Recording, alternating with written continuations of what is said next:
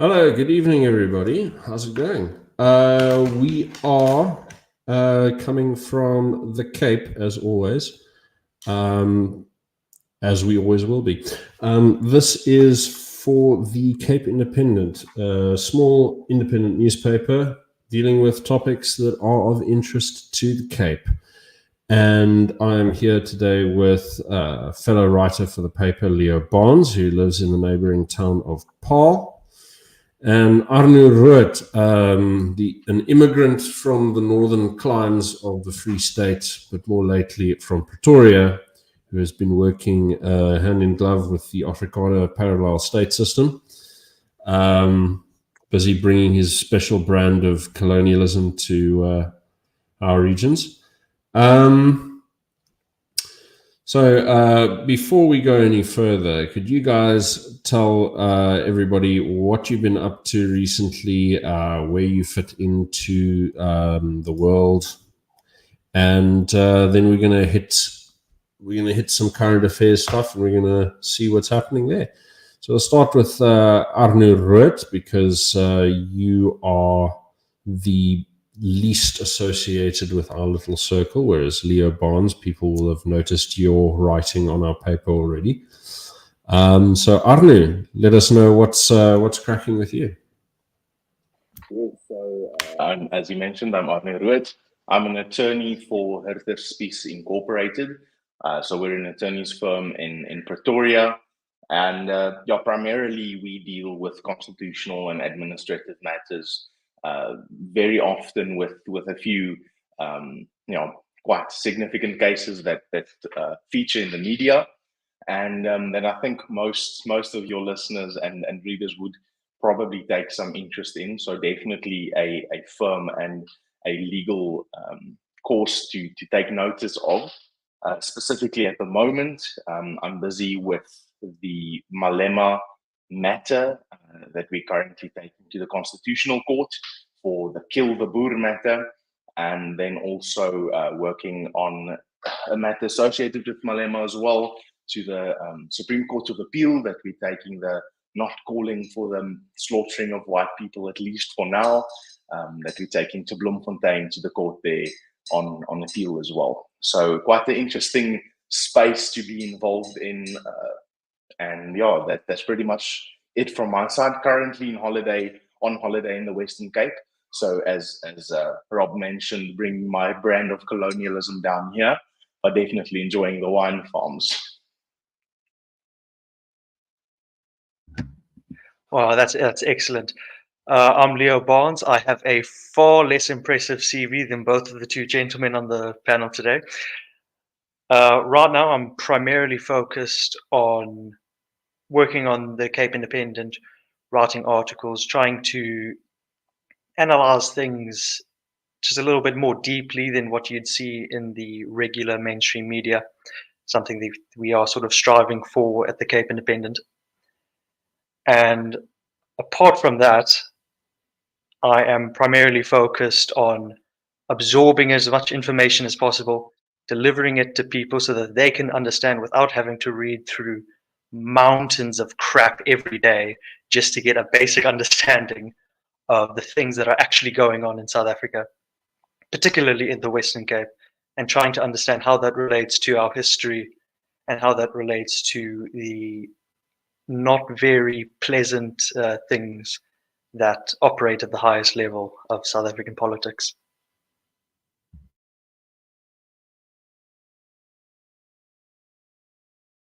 Unmute professional moment there. Yes. So no, as you say, the mountains and stuff. I mean, we were just chatting before you went, before we came on air, and I was thinking about preparing the news items for the paper, and like every paper's got the same basic thing where they've got a basic news wire. But I mean, if you go on Google News and you check out what everyone's got running, there's so much bump out there, and the amount of articles on the whole that are actually like, this is something happening, and this is something that is going to affect you. It's like, like maybe 5% of like the news that actually hits the airwaves. And I mean, just sifting through all of it, it's a lot of work. But we get on, we get by. Yeah. And the standard of journalism that you often engage in those spaces is quite sad as well. I recently saw a article flash over my timeline on Facebook where the headline is Black Artist Performs in Urania. And obviously that immediately drew my attention. So I go in, read the article, and the artist was Dodo. I don't know if you know him, probably not, but quite a cool artist performing in Urania.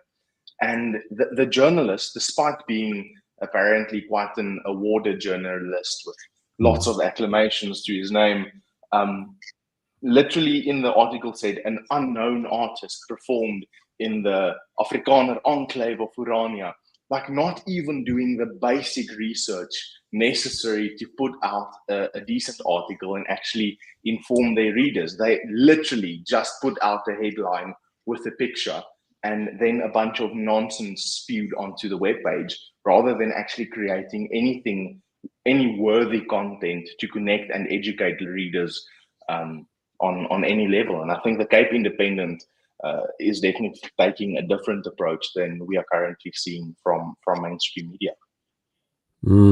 Yeah, I mean, but look, I don't want to cuck on all the journalists very much. I mean, even the ones I really don't like for their political views. I can tell you I do not actually have the bandwidth, because I'm running this thing on a shoestring for the most part, and I've got to do the rest of my work, which is professional research and so on.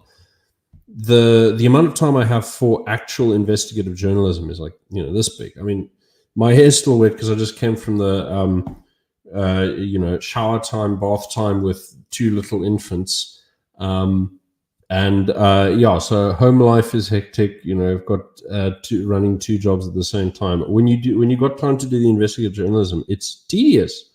I mean, the worst part is I'll get in my inbox, I'll get people who dump these stories on me that'll be massive, but then it's like, well, now I have to sift through your facts for the next 6 months before I figure out whether this is actually newsworthy or whether this is, And I had one guy who sent me a story that if I investigate, I've got to invest in a bulletproof vest because it involves. The guy gave me the actual home addresses of several high-profile gangsters, and I'm sitting there going, "What are you doing? Who do you think I am that I can just, So a lot of them have to be sort of put off for quite a while before I can do them, and the rest of it remains normal newswire stuff, and then opinion. And speaking of rank punditry, I think we're going to go into talking about the government of national unity, because that's what we're here for, isn't it? That's the topic on the thumbnail. We got to review the GNU, and what do we make of it? Marks out of 10. I think it's quite obvious that the DA kind of bit off more than they could chew here. It's very hard to know how much of the stuff that goes on is kayfabe, pretending to be wrestling a little bit more enthusiastically than they really are, because and there's an article. This is an interesting angle here. So before we get into the actual details of what they actually reached, there's a little point that was brought up by Ralph Indris. Now, I think now let me see if I can find this bugger. That's Mayberg. That's Gareth from Onsland's one. There we go. So this one is Rian de Villiers, I think. Let me hold on. Was it? Is it Rian de Villiers? Let me see if I got the right article. Oh yeah. No, I've got the wrong article. Where's Indris's article? So Indris is he is in charge of the Institute of Race Relations. And he wrote a little article on Politics Web, which if you're not reading Politics Web, what are you doing? So he wrote a little article where he was talking about his one remaining contact in the ANC that'll, talk to the whiteys. The thing that he noticed is that they actually knew what the shape of the GNU deal was before it was struck, and they knew what the statement of intent was before it was drafted. And I'm leaning hard into this because it's self-flattery, really. Because because 2 years ago, I wrote an article. 2 years ago, I wrote an article saying, you really shouldn't go into a deal with the ANC. Don't go into coalition with them, guys. Don't do it. I know you want to, but don't do it. And everyone was like, this is conspiracy theory. We have no intention. And Helen Zille, who until that point was friendly with me up to a point, sort of said, you're twisting my words and all of this kind of stuff. And she threw a big hissy fit on Twitter and then, stopped talking to me outright. And I sort of look back on that now, and the thing is, right until the last day before the election went in, they were running things where they actually took a paper to the press ombudsman. I think it was like Sunday World or one of those weird little Joburg numbers. It was Sunday World, yeah. They took them to the press ombudsman because Sunday World took literal statements of the DA and say, okay, well, you've said A, and then, okay, you've also said that if A, then B. So therefore, we can just say B, right? And so Helen Zille sort of just denied the consequent and said, well, you can't use deductive reasoning on our statements because, that would be fake news. And the press ombudsman bloody agreed with them, and not even a week later, they're going, okay, coalition time with the ANC. And the best part is, they get into the coalition talks and they immediately say, nobody else should be in the coalition with us. Excuse me. I find it stunning. It's sort of, they go, it really is. It's like, well, we agreed to this. And so I don't know how much of this stuff is sort of pre-planned and how much of this is actual victories won by the ANC after the election. I suspect that it's a great deal of the latter, primarily because of the move to create the GNU, because Ramaphosa started with trying to do a coalition with the DA and the IFP. And the reason the IFP have to be in it is not for the sake of reaching parliamentary majority. It's for making sure that KZN sticks together. You understand? And then immediately, the NEC for the ANC just said to Ramaphosa, no, you can't do that. We are opening the door to other parties. And I sort of wonder how this works out, because, Ramaphosa has actually been lobbying on behalf of that particular strategic angle. So I do wonder whether he sort of gave the DA what they wanted, knowing that his own party would undermine him, in order to set up the perfect situation where he could go, hey guys, let's be reasonable. I'm being reasonable, but what can we do? It's out of my hands. And there's a lot of that. There's a lot of that in his political communication style, I find, because one of the things that sticks out to me about Ramaphosa is he's the only leader the ANC's had that doesn't have a big ethnic base. Until Zuma came around, it was all Xhosa. And then when Zuma comes around, they've got the biggest ethnic group in the country behind him. He can go all 100% Zulu boy on everyone. He's got a big sort of cluster, one of the most important provinces behind him. And now we've got Ramaphosa, and he's a vendor. He's got like a few little mining towns and Thohoyandou, as his ethnic base. This is not much. And he wasn't even raised there. He was, raised on the Rand, unions, communist reading circles, the Oppenheimer family. And, his style is promise everyone everything and make everyone's, he makes friends with the communists, the unions, the white monopoly capital crowd, the old legacy oligarchs, which I think is a better name for them, to be perfectly frank. And he promises all of them, including the international crowd, oh, don't worry, I'm very reasonable. I understand where you're coming from. I'm going to give you everything you want. And you can see this in like international conferences. He said, we're going to liberalize the economy. Then he goes back to the communists and he says, guys, we are gaining control of the economy. And I sort of think, he's just like, National Democratic Revolution, phase 2. And so I suspect that he's sort of someone that no one could possibly really read. What he wants personally seems a little opaque, although I suspect that his sympathies do really lean much more with the communist reform than people give him credit for. I don't know. Have you guys seen the same sort of dynamics at all? Well, I think with Ramaphosa specifically, he sort of exemplifies his history as a person. Yeah. He was a negotiator at the CODESA conference.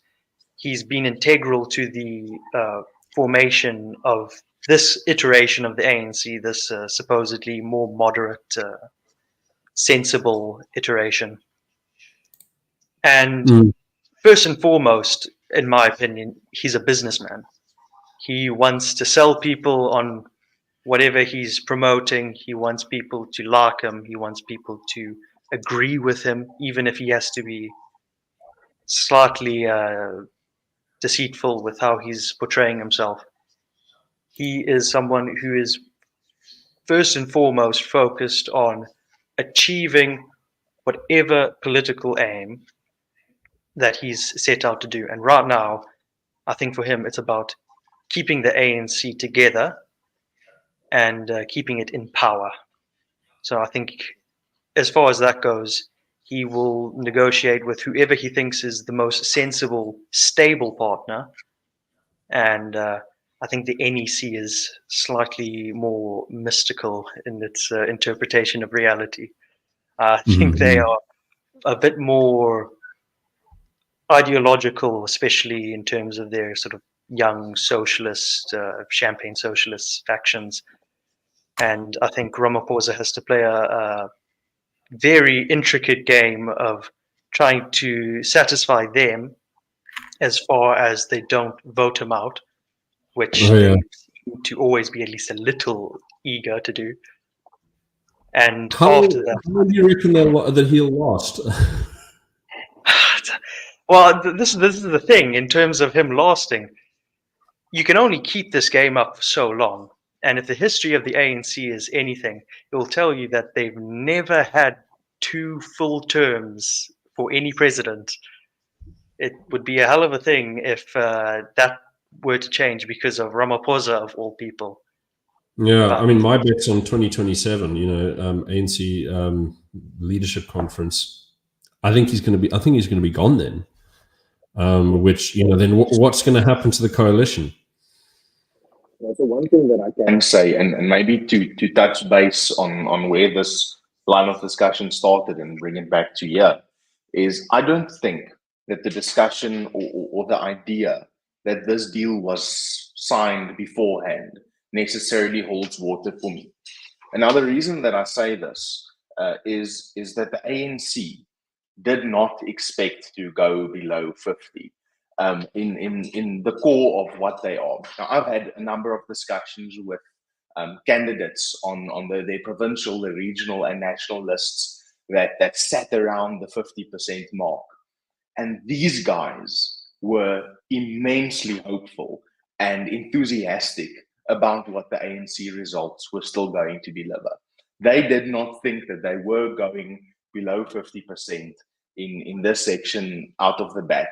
So I don't think that those discussions, the sign and sealed whole thing of this is what the DA is getting, this is what the IFP are getting, was already determined before the elections. This was a catch-up game that the ANC played. I think they had the cards in their back pocket a little bit. Some of the more senior guys kind of saw this coming and smelled the reality a bit. And they were very fast on the government of national unity thing, in contrast to actually having real coalition discussions. But I think that Ramaphosa and Mbalula, who kind of headed this whole discussion, did play their hand very well. I think that for the first time, the ANC really acted with some political maturity that we don't see from them often, especially from Fikile Mbalula, that he is the adult in the room, and that he quite often, at least the way that it was portrayed in the media, made the DA look like the screaming children at the dinner table. And this was an interesting thing that I experienced, which never happened before, where you really see the ANC taking the role as kind of this patriarchal figure within South African politics, something which was generally, at least among those politically knowledgeable, was kind of something that the VF Plus did quite well in being the adult in the room, being the adult in the coalition discussions, bringing everyone together. The ANC just snapped that up. And it seemed, at least from my perspective, that the DA did overplay their hand a bit. The ANC were very strategic in opening up the GNU to a lot of smaller parties, because that essentially dilutes the DA's claim to position there and allows for a lot more fluidity in that GNU space, which ultimately leads to the fact that the biggest role player will have a much stronger position in any discussions that were to be had, because of all those kind of independent factors of all the smaller parties. And I think Ramaphosa played a good game on that. I think, at least for bringing any sense of stability, of establishing the ANC brand as something much more trustworthy than it's been in the last 30 years, or at least maybe say last 20 years post-Mandela. It really, they did a good job in that. And the kind of stuff that we're looking forward now, the announcement of the cabinet and who is actually going to be in what positions, is something that I'm definitely holding my breath up for until we see that list. Yeah, no, I mean, I think, the suggested list at the moment is, it would be great. It would. Well, I wouldn't say it'd be great. It would be a good thing if they could, if they also influence the selection of the director generals. But as I understand it, they lost that battle. They conceded. They actually conceded quite a lot, if you consider that they started with the negotiation point of saying that they should be accorded their own proportional representation. We are 1/3, therefore we should have this much. All of that kind of stuff. And then they kept revising downwards. And I look at the DA's sort of position on this, and I think, well, you've told them that you cannot leave because, a doomsday coalition would happen if you did that. So you've just sort of said, well, I'm willing to pay any price. Now give me what I want. Like, are you kidding me? Like they're looking like the children. And there was that brief moment where Helen Zille sort of and the lot was saying, "Oh, we're going to leave. We're going to leave the coalition." Like, are you really? I mean, are you going to throw in the towel now after you've told everyone this is an existential question? You lied to people for years saying that it wasn't your intention to go into coalition with the ANC. Absolutely not. No way. And then the minute the ballots come in, which they're in-house. Look, people who are on Twitter, they'll know Gareth van Onselen. Gareth van Onselen is the in-house stats guy for the DA. He runs a company called Victory Research, who did also the polling for Cape Independence and so on. There's a reason that Phil Craig picked him for that, because he's the most respectable. His polling was more accurate than any international observer polling company like Ipsos or whatever. And he was more accurate than the ANC's internal polling. He was more accurate than anyone else's. And, they come back and they look, they know what they're going to get. And yet somehow they walk into this and they say, having all of this time to plan and think about it. And they go, well, on the one hand, yes, absolutely imperative. Anything to avoid doomsday. Coalition with the ANC has to happen. But also we're going to drive a hard bargain. What are you talking about? And the tactics where they like threatened to walk away, it made me think of how Helen Zille behaved in the negotiations for like Ekurhuleni and Tshwane and stuff, where they basically said, well, if you little parties want to come over here and make any demands at all instead of following exactly what we give you, then we're going to walk away and just let the ANC and the EFF run the city. See how you like it. Like absolute, mental stuff like that. This isn't a metro coalition. This is the entire country. The stakes are significantly bigger. I mean, I may be a bit of a political novice, but it seemed to me that was a bit of a ridiculous stance to take. Yeah, absolutely. I think for the DA, if I were to try and put myself in the shoes of Helen Zille or whoever they have negotiating on their behalf, the one thing that you're leveraging with the ANC is the fact that the ANC, for as much as they hate the DA, they are absolutely terrified of MK and they hate Zuma. So if you're trying to negotiate with them, you're trying to make the argument that working with you, even given our demands, is still better than working with either MK directly, which I think the ANC would rather have a second election than to do that at this point, or working with the EFF, who have sort of positioned themselves as being MK adjacent. I think Malema sort of thinks of himself as like Zuma's heir to the throne in terms of this red faction in South African politics.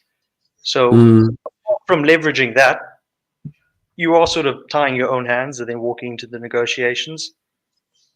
But it can certainly be potent, especially with the delicate nature of KZN at the moment.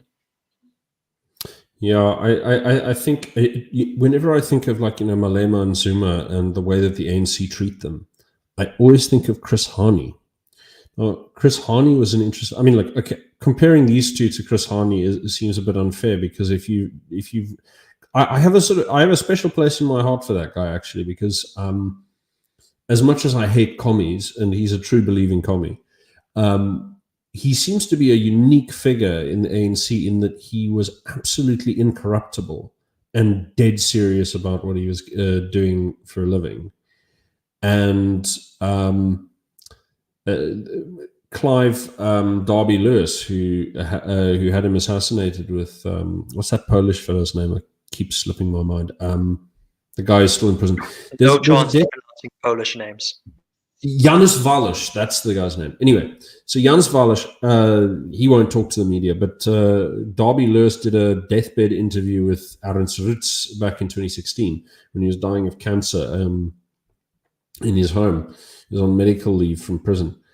And, Ernst asked him, why did you kill him? And he says, well, it's very simple. The ANC could not control this man. He was way too talented, completely incorruptible, and a true believer.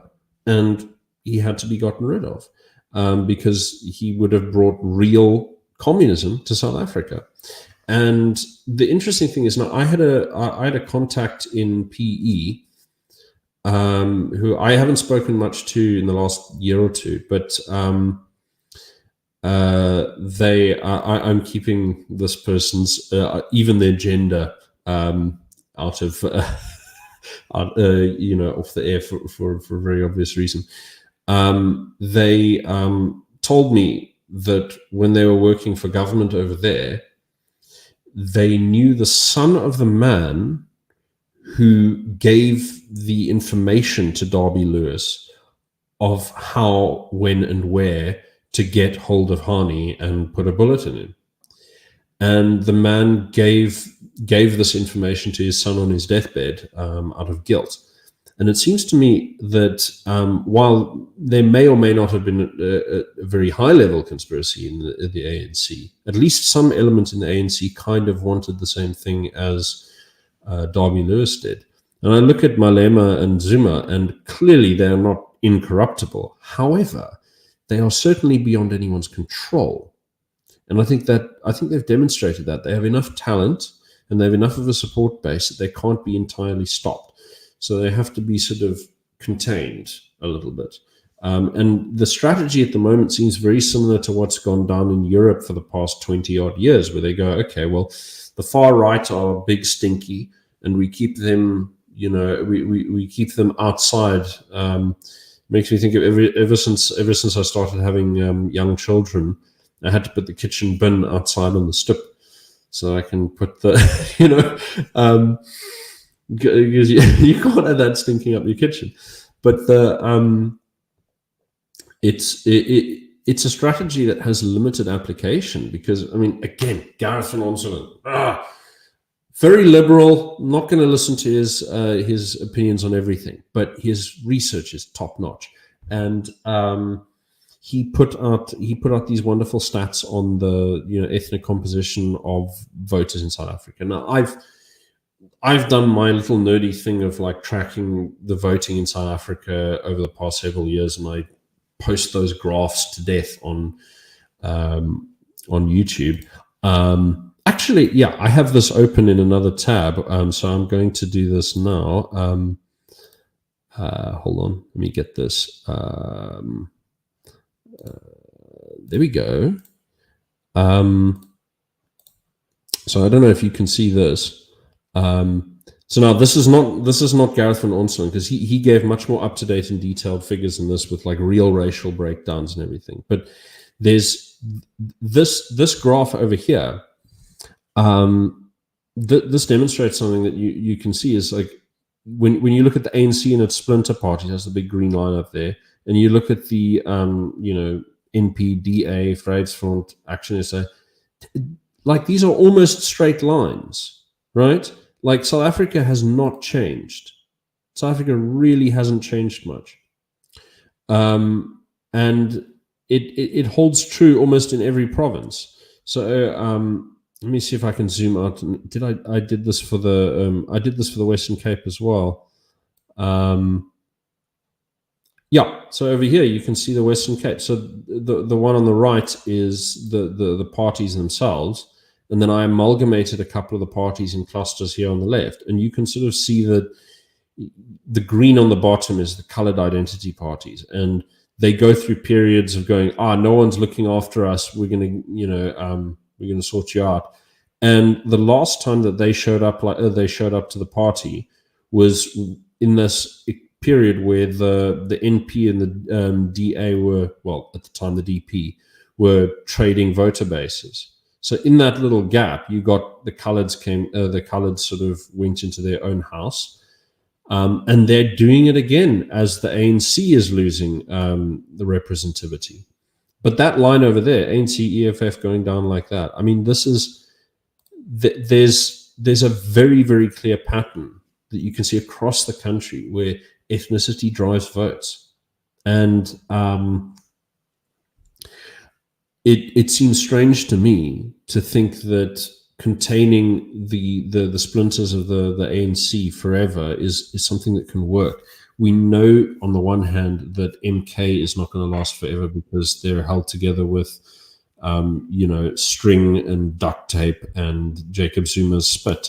But even once they pop, where are they going to go? There's two. They're going to go back into the ANC and the EFF. The EFF's not going to go away. And at a certain point, a lot of the black population are going to look at this and go, "Oh, well, white people are running the country, white monopoly capital." That in a couple of years, that'll just be. It's so obvious now. Now, Twitter is not representative of the country. We know this. However, it's the degree to which this narrative has taken over this group of people with free time and a little bit of education. It's very rapid. And I sort of think to myself, well, how long can you maintain this party cartel for before it collapses and gets taken over from the outside? Because even in Europe, where people are much more experienced holding together these cartel groupings in the representative democracies, and you can see this in Germany and whatever, when you make the only alternative to the system this identitarian option, that option is going to grow, because unless you are delivering consistently excellent results and everyone's lives are getting better, they're going to keep leaking out into the alternative. And what the current coalition has done is made the only alternative be super radical black nationalism.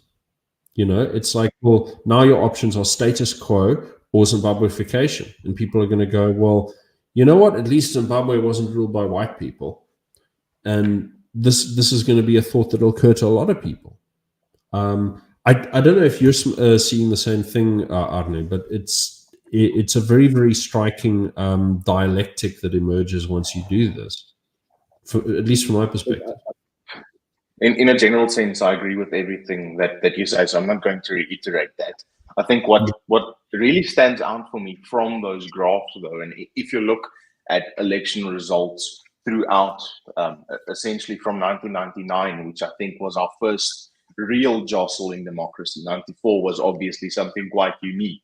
After that, when things started to stabilize a bit, what really stands out for me across the board when we look at voter turnout, when we look voting across racial lines, when we kind of look at the party clusters as you've organized them. Right here, voter participation, just while you're talking about it. I mean, it's because everyone talks about how many registered voters turn out, but when you take this red dotted line, which is the percentage of voting age population in turnout, in 2021, and that had a higher turnout than this year. I haven't updated the data yet, but 2021 had a higher turnout than this year's election by a little bit. Not much, but a little bit. And it's going down to like 25% to 20-25% of the voting age. I wrote a little article for Marula Media a while back, just before the elections. It came out, and essentially the premise of it was that our democracy our democracy is failing, and even by ANC standards, where we got 29% in terms of voter or eligible voters that actually went and voted in the 2021 elections, it was ultimately only just under 29% that showed up, and even by the ANC's 30% standard, we are failing our democracy in that regard. But the thing that primarily stands out to me from those statistics is the failure of opposition parties in securing their base, firstly, and then growing beyond that. Because what we see is that our population has grown immensely since 1999 up until now, but less people are participating in the democratic system. And that is because they don't have a home anywhere. And the homes that exist are essentially just splitting up into a bit more extreme iterations of itself. It was the ANC splitting into the ANC and EFF, and then again with MK, and then the AIC and the ATM, and all of these iterations of itself, each with just a slightly different flavor, but nothing new in the political space. Ultimately coming down to the point where less and less and less people have trust within the system year on year. And what opposition parties have utterly failed to accomplish was capitalize on this reality. We've seen this trend for the past 20-25 years of general voter turnout going lower and lower. What we have seen is that opposition party votes have been generally stable, but they have not grown. The DA, the strongest player in this year's election, still did not get more votes than they got in 2014. They do not carry the trust of the people.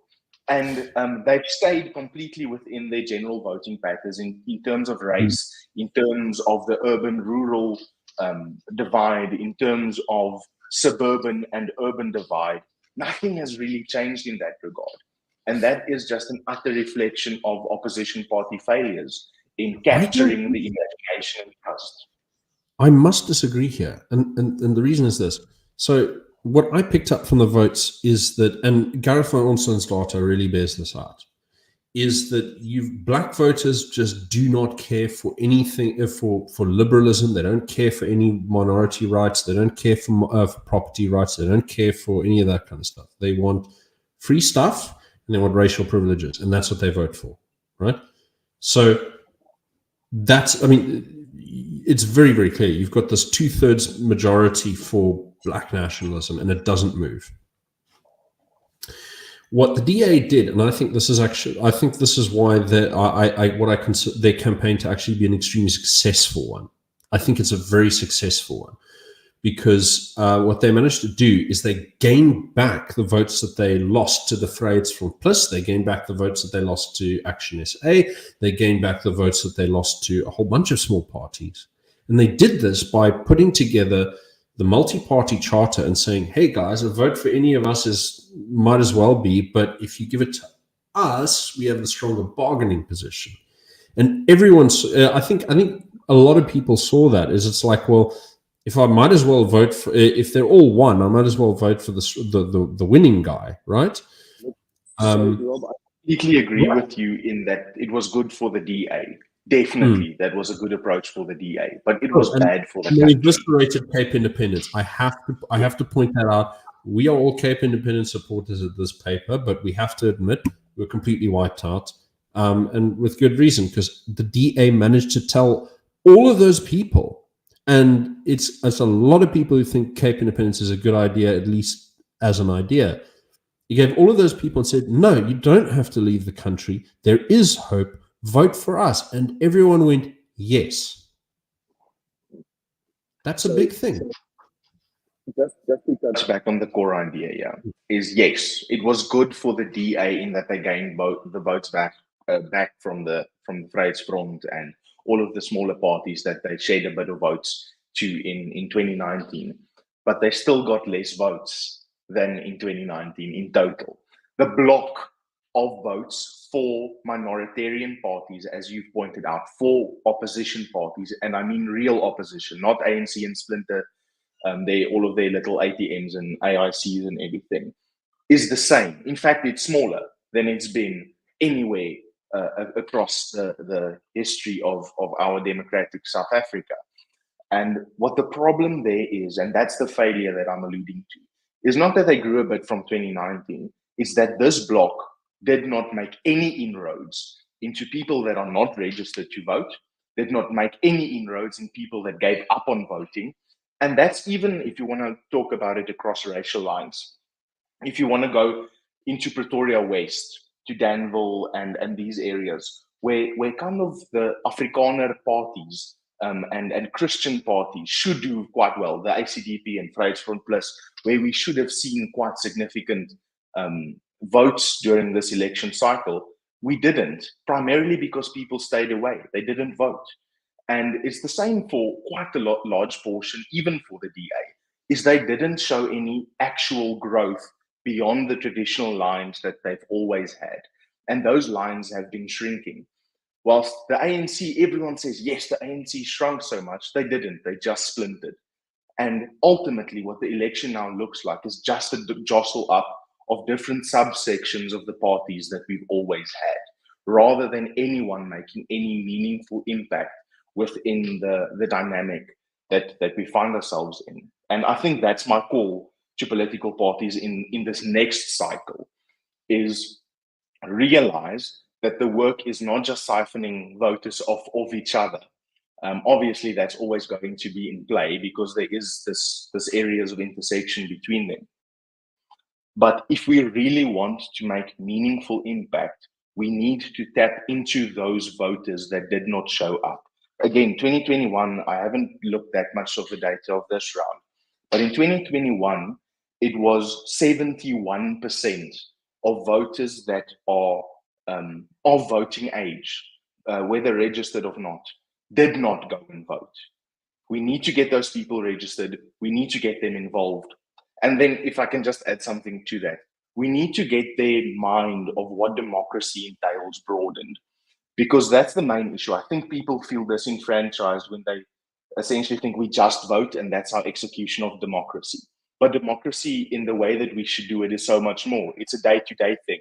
Every rand that you spend, every hour of your time that you contribute, every word that you say on platforms like this to your friends, chats around the braai, it contributes to the democratic body. And if you understand your power as an individual, in all of those aspects, I think it creates a lot more hope for what your democratic contribution can be. And then voting just becomes a facet of it. It becomes a part of it that I think is ultimately actually more empowering. So parties need to utilize all of those different facets in the next election cycle, get those people hopeful and get them active. And that's going to primarily happen by engaging. Yeah, no, absolutely. Just to add on, because I think we may have lost it there. So I'll just continue where he left off. I think this stems primarily from the fact that South African politics, as it exists in its current state, is not based around sort of emotions that get people wanting to vote. People vote in South Africa overwhelmingly out of fear. They're scared of white people. They're scared of businesses. They're scared of the businesses being taken over by government. They're scared that black people are going to have a reverse apartheid or something. People are fearful when they vote. So to maybe reverse that, to give them an option that is, slightly less destructive, sort of doomery, makes you feel like even if you do vote, if it's not the right outcome, or everything's going to go, belly up anyways. People need to be excited to vote. People need to feel like when they are engaging in the political system, they're actually doing something positive. They're not just delaying the inevitable, or they're slightly stunting this terrible thing that they have in their mind that's eventually going to come around, whatever that may be. And I think that with the messaging of every party being, you should be afraid and you need to vote for us, otherwise they're going to get you, I think a lot of people are eventually turned off from that, and they, like most people when they're afraid, end up secluding themselves, in this case politically, but it applies in most facets in life. No, I think that's absolutely correct. I just wanted to draw attention to someone in the comments who I followed on and off for a good couple of years, who's a fairly consistently good input on South African politics, is Colonel Chris Wyatt. He has pointed out over here something that, 2 points that I think are kind of crucial, but one on which I'm going to push back on just a little bit. One is that, there's much bigger white turnout. And I think Gareth Ronson, also in a recent interview on Biz News, he pointed out that the higher turnout amongst whites is kind of what's keeping the DA afloat, because, the white turnout's like 70, 75%, and then black voters are like 50, 55. And I remember there was an internal report from the DA from the local elections that I got a sneak peek of, where the voting turnout rate between the races in Cape Town itself, in the city, is I think a 2-to-1 ratio. So it's really extreme down here.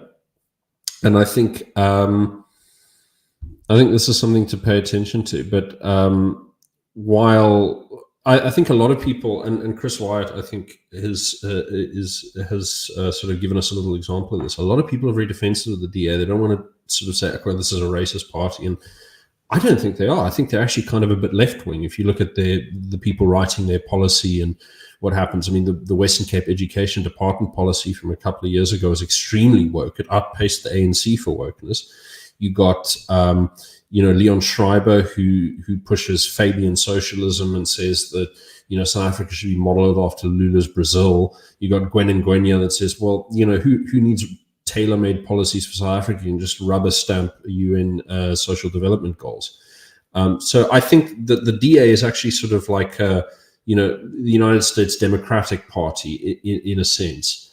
They have a lot in common in certain outlooks in that respect. But I think, left of center. Not. I think that that's an adequate sort of that's an adequate description. But what I will push back on a little bit is the idea that the voters are represented evenly by the DA. I think because black people are 80% of the population, if even a tiny portion of them come and vote for the DA, beg your pardon, they'll contribute a very large slice. Now, there was a report from 2019 by, it was Tony Leon, Ryan Kutsia, and another gentleman whose name I can't remember, but they took a lot of internal data from the DA, and in order to assess their failure to cross over and break the ebony ceiling when they ran Musi Maimane. And I tabulated the data. Well, no, I tabulated the data, and the thing is, when you say like, okay, well, so much of the DA's support is black, it looks very impressive. But when you look at how much of black voters they actually win, it's much less impressive. So let me see. Let me share screen because I have a little. I have to go to Twitter for this because I couldn't find the file on my computer. But here you can see DA support by race, and that's like the percentage of each racial group which vote for the DA. And amongst white people, it's remained consistently above 80%. You bump up between sort of 70 and 80% for the middle minorities, and then for black support, it never breaks 10% at a national level. In fact, it barely bumps up against 5 at its maximum in 2016. And I think I think that's, for me, that's a big indicator of, you know, where people's values are in society. There's a very, very clear cleavage in terms of how people see their values and their interests expressed. And I always just think of the remarks that Cicero made about this. You know, if you want a commonwealth to function, the people as a whole have to share values and interests. And I think that as a country, we don't really. The things that we share in common are, they're kind of superficial. So people will say, well, we all want unity and we all want everyone to do well. I say, yeah, but that's abstract. The second you get to particulars, everyone disagrees, you know? And I think the unity question is an interesting one because every ethnic group has the same thing of the same anxiety about separation. And I mean, amongst the Afrikaners, we have this concept of broedertwis. You know, and it's like, well, they fused all of their parties together in 1934 in order to avoid having to argue amongst themselves, saying, well, we've been through this horrific war, let us not separate ourselves, we have a grander fight. And amongst black people, they fought a civil war for 13, 14 years over the question of which liberation movement should represent them in replacing the National Party. So, and I mean, that idea that it's, I think, you know, the Zulu word for it is a very good one. It's Simonia politics. It's we are one. You know, there's this thing of we are one. We have to be one. And anyone who doesn't agree with the sort of emergent consensus is being divisive. So they have this, I mean, even the DA, the way that they publicly spoke about Cape independence wasn't to say, you know, that we understand where you're coming from, but I think you're getting a bit hysterical. That would have actually probably sold very well as well. But the kind of road they went down, which I think wouldn't have sold so well if people were listening very closely, is they said, well, even thinking about this is unconscionably racist. They even went that far when the referendum party and Froes van Plus put together this compromise document to give the Western Cape autonomy. And they used the cabinet announcement up. Nice to know. But the People's Bill. The People's Bill for me was like, here's something that's so eminently sensible. I cannot understand why you'd oppose it. It was, the DA has called for federalism for its entire existence. You know, even before they were constituted in their current form, way back when they were like the Progressive Federalist Party. Federalism was literally in their name back then. And now they get this opportunity, they get this bill landing on their desk that says, well, here are the international treaties the ANC has signed, and here's the constitutional articles, and you can use them to leverage for autonomy in these departments, and all you have to do is exercise the power and then fight it in the Constitutional Court. And they looked at this and they said no, because, you know, it would be, because the Western Cape is identical with the rest of the country, but also it's racist to try and be autonomous because the Western Cape is different from the rest of the country. It's a bizarre sort of thing. And I look at that kind of stuff and I think, we have way too much anxiety about this. And you can see it in the way people vote in their voting box. They don't think, okay, well, minorities aren't going to, black people aren't going to cross over in large numbers to the minoritarians. And black people don't think, oh, well, minorities aren't going to cross over to us. So, they don't think about this hard enough to go, the only way to change the system is to split your own bloc's votes. The only way you can change policy is by voting for a party that is within your bloc and pushes for more radical change. And the EFF was stunning with this. They pushed Ramaphosa to much more rapidly push National Democratic Revolution bills, the socialist stuff that he pushed. I don't think he would have gone as hard with that, like NHI and, the third wave of BEE and all of that, if he didn't have that sort of breath on his neck. I don't know if you're seeing that. You've got a crucial thing there, and I kind of hope that resonates with opposition party voters as well in this next election cycle. Is very likely what we are going to see in the next 5 years is essentially more of the same. We might see a bit better administration, we might see a bit better service delivery, but we're not going to see massive policy changes. We're not going to see big shifts towards the type of world that we would ultimately want to see. And I hope that does kind of, or at least that those incremental betterments does not appease voters, but that it actually fires them up a bit to realize that they should do the same thing as what's happening within the ANC bloc, where people are shifting their votes towards the more radical elements, and that happens within the opposition bloc as well. I think that's something that the ACDP, the PA, and the Trades Front really can capitalize on, of saying that we are putting up a much stronger position of this is the values, this is the policy position that we support. We support independence, we support self-determination, we support very strong border control, and what Booysen pushing illegal foreigners out, speaking of the PA in that sense, they really put down very hard kind of Iron Man, strong man positions of those policy positions, and that the voters will kind of sway from a very meek DA towards the strong positions to give them a foothold in that opposition bloc. So I think that the Freedom Front Plus specifically has maybe erred somewhat in tempting the broad church thing of going away from the slant drift, the very strong language, towards something that wanted to be more mature, that wanted to be a bit more palatable in some sense. And obviously that didn't work during this election cycle, which is personally I'm quite sad about.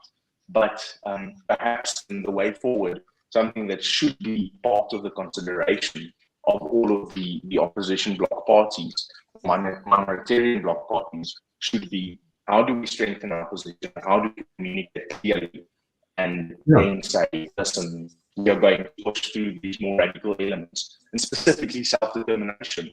We need to articulate that very well in every iteration, whether it's independence, whether it's cultural self-determination, whether it's strong minority language, Afrikaans schools, that would be on the very front of policy discussions that these parties are having, to say in this kind of middle funny back type of GNU that we're going to see, these things will never realize. We need to push stronger and more radical policy. Well, what you say is underlined by something that was said by Ernst Ritz a couple of weeks ago. So, he's got like a little YouTube channel. He puts out videos every few days, every couple of weeks, whatever. And he said something very remarkable. He went and looked at all the parties that gained voters in absolute terms, not proportionally. The those who gained voters and those who lost voters. And he said that all of the parties that lost voters were parties that tried to sell sort of rainbow South Africanism. And he included the Vryheidsfront Plus in this, because the Vryheidsfront Plus has pivoted to a more sort of liberal, open, everyone in South Africa is a minority. This is the rhetorical stance that has been taken. Now, he says the parties that won were the ones who went hardline ethno-nationalist. So PA, Cape Coloured Congress, your MKs and so on. And he says that, the identitarians really, they made gains this round. And it's because they're offering an alternative. And so people are going, yeah, well, I do want change, and this does sound different. People are still scared of that. We still think, there's something. Look, apartheid hangs over people in multiple ways. And I think the biggest way is it creates a sort of unspoken superstition where we go, well, we have to have unity or else we're doing something incredibly evil. And I sort of think, well, just because you don't have to have violent oppression of one group by another to say, hang on, guys, maybe we can take care of a bit of our own things and you can take care of a bit of your own things. And I think that there's also, from my perspective, and everyone I know in this sphere knows this about me, but I have a sort of impatience with a lot of the groups that are trying for self-determination, in the sense that I think, surely you can be a bit more ambitious, and there's a sense with me that they're not sort of, there's a fear that if you strike too hard or you try too seriously, that you're going to get a backhander from the state before it's achieved. There's a paradox in that there's a subset of people within this sort of area who also think that while they think, oh, well, let's not try anything drastic because we'll get in trouble, at the same time, they think, well, when the time comes, which is not too far away, the state will be too weak to do anything and we can just do as we please.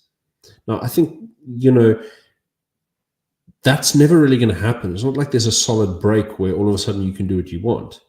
Even in the middle of the Congo, it's you don't really get away with doing just about anything. I mean, you can have a rebel group that manages to operate a little bit, in a vacuum left by state power, but they still have to interact with the state. They still have to interact with neighboring states. They still have to interact with international supply chains in order to survive. And if they act up too much, they get shut out.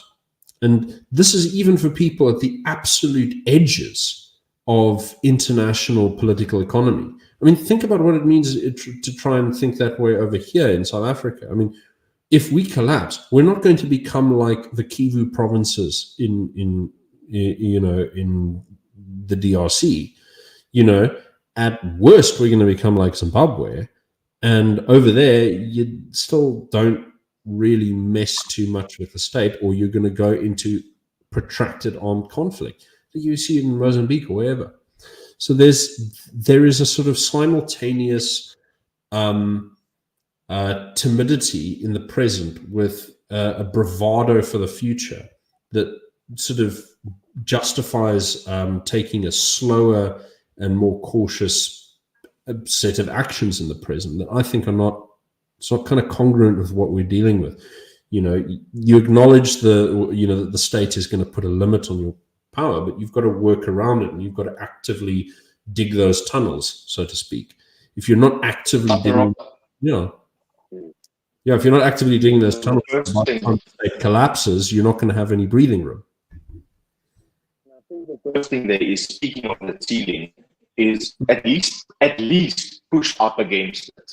Like, don't leave breathing room up to the ceiling. If the state says, and if the constitution says, and if the provincial legislature says, this is the ceiling on which you can exercise self-determination, rub up against that thing.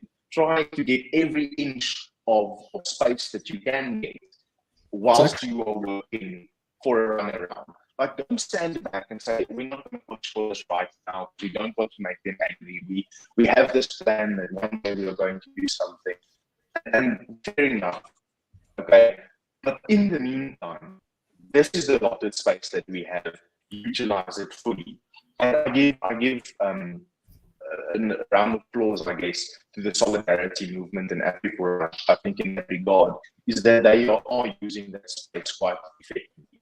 They are actively pushing as much as they can to create communities that are self-sufficient and that do essentially manage their own spaces.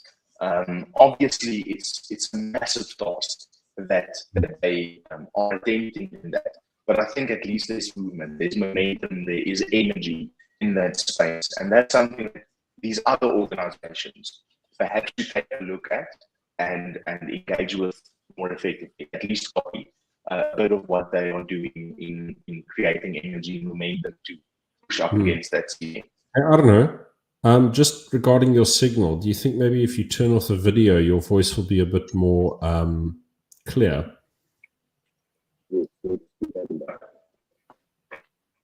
Should be a bit better now. Let's hope that is. Can you hear us okay? Yeah.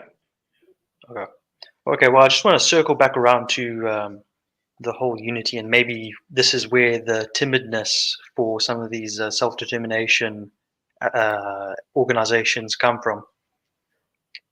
In South Africa, I think the idea of autonomy, to the degree at which it can be defined by an area or by a people, is overwhelmingly is incredibly linked to this idea of essentialism of your ethnicity or of your in-group, whatever that may be.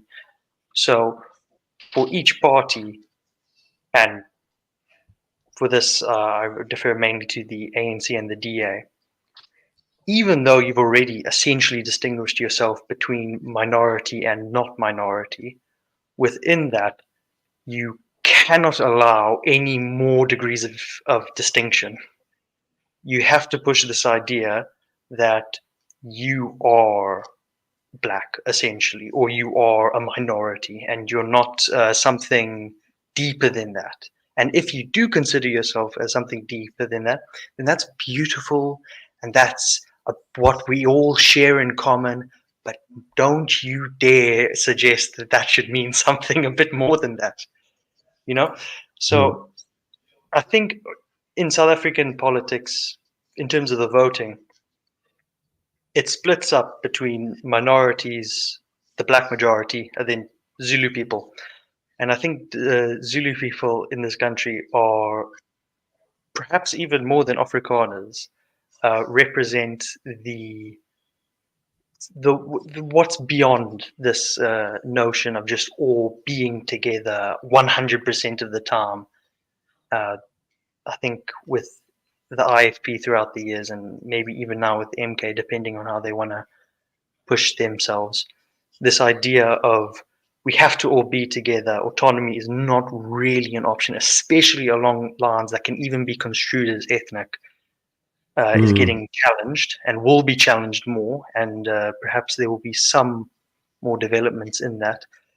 But I think we're seeing a development in this, particularly amongst colored people. They seem to have gone through the same process that I can't even point to when, but this self-realization that you are something different than the other people. You have your own culture. You may consider yourself your own people, and you want to operate in that capacity, as opposed to just being the DA's non-white representatives or something of that sort.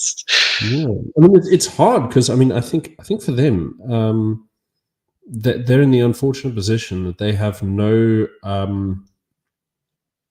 sort of autonomous intellectual political culture, in the sense that it's always fallen under someone else's umbrella, because they haven't had their own political representation for something like 100 odd years. And there were representatives for the colored people in the early 20th century, but then they got sucked into the ANC. And then there were attempted representatives of the community, in the legitimate side of politics, but they were seen as a contained and supplicant sort of element of Boskap. So there's the sense in which there's a deep distrust of anyone who stands up and says they're going to be a leader, because I say, well, are you sucking up to the blacks or are you sucking up to the whites? Who are you sucking up to? Who's paying you? Who's looking after you? But what's really interesting is that the mode of conspiracy theory is quite unique, because amongst the white population, the conspiracy theory is, they have evil ideas that they're dedicated to, right? And then in the black community, it's, you've been bought, you took money, right? And then in the colored community, it's very specific. They always go for, you're sucking up, you want to be recognized, right? And that particular one makes it very difficult, because that's a psychological one. It's not something you can pin down to actual, did he actually get money, or does he actually hold these ideas? You can't ask a question about that. It's a very slippery one, and it's very easy for you to fall into paranoia if that's your mode of thinking. I think something that's going to be very constructive within the brown, within the colored community, is not necessarily that the departure point for the political home starts off within party politics. It's going to start off, and should start off, within the civil sector, because that question cannot be asked the same way in that space. When you are actively working in your community, when you're fixing potholes in Mills Plain, Kelsfield, and in whichever areas, when you are building vegetable gardens, when you are fighting for a school to have access to water and get away with the toilets, when you create energy and momentum in the community itself through civil action, similarly to what AfriForum is doing within the Afrikaner community generally, and those questions cannot be asked, because you are self-evidently, through the work that you are doing for the colored community. And once that develops a bit stronger, when you actually see very strong brown or colored civil society organizations, that from that departure point, the identity part of the politics space will be much stronger, even more than we currently see with the Patriotic Alliance. They capitalized very much on that identity thing, but I don't think that's necessarily sustainable in the long term, the way you would see something that emerges from civil society. And at current, there are many Breinbemagtigingsbeweging and these types of organizations that do that type of work. I would very much like to see something more along the lines of AfriForum, being very actively involved within brown communities. And I think that is going to be a very impactful player in the South African political space. Yeah, it's something that's very difficult even at that level. And I've seen a little of it, but it's there's a divide between Muslim and Christian communities, between English and Afrikaans leaning communities, between pro-black and pro-white elements of the community, and then there's also this strange little extra element of the Khoisan identity movement, which is for community activism. They're not small, and they can end up standing on the opposite side of various issues, as happened with the Koreng Haikona over the Amazon factory office block that's being built at Liesbeek, right? So those divisions also still create a big problem, because the Cape now becomes this incredibly complex little world where you have all of these overlapping divisions that can breed mistrust in new ways. So I do not envy them in their current situation. I really don't. And you know, at the moment, they're still, for now, they're still at the mercy of sort of Anglophone white leaders and, you know, black nationalists in the ANC. And the funny little dynamics. So just pivot this back to us, pivot this around to our second sort of topic for this evening. You've seen everyone, now that they've got a winner at the national level, the DA look like they've been a winner. People have shifted their vote from ANC and PA back to the DA because, they're going to achieve something. They've got power. They're going to do something, you know? Which tells me that amidst all of this distrust, it's easier to go with someone who where there's an obvious comparison. Like everyone knows the ANC is bad. Everyone knows the DA is much better.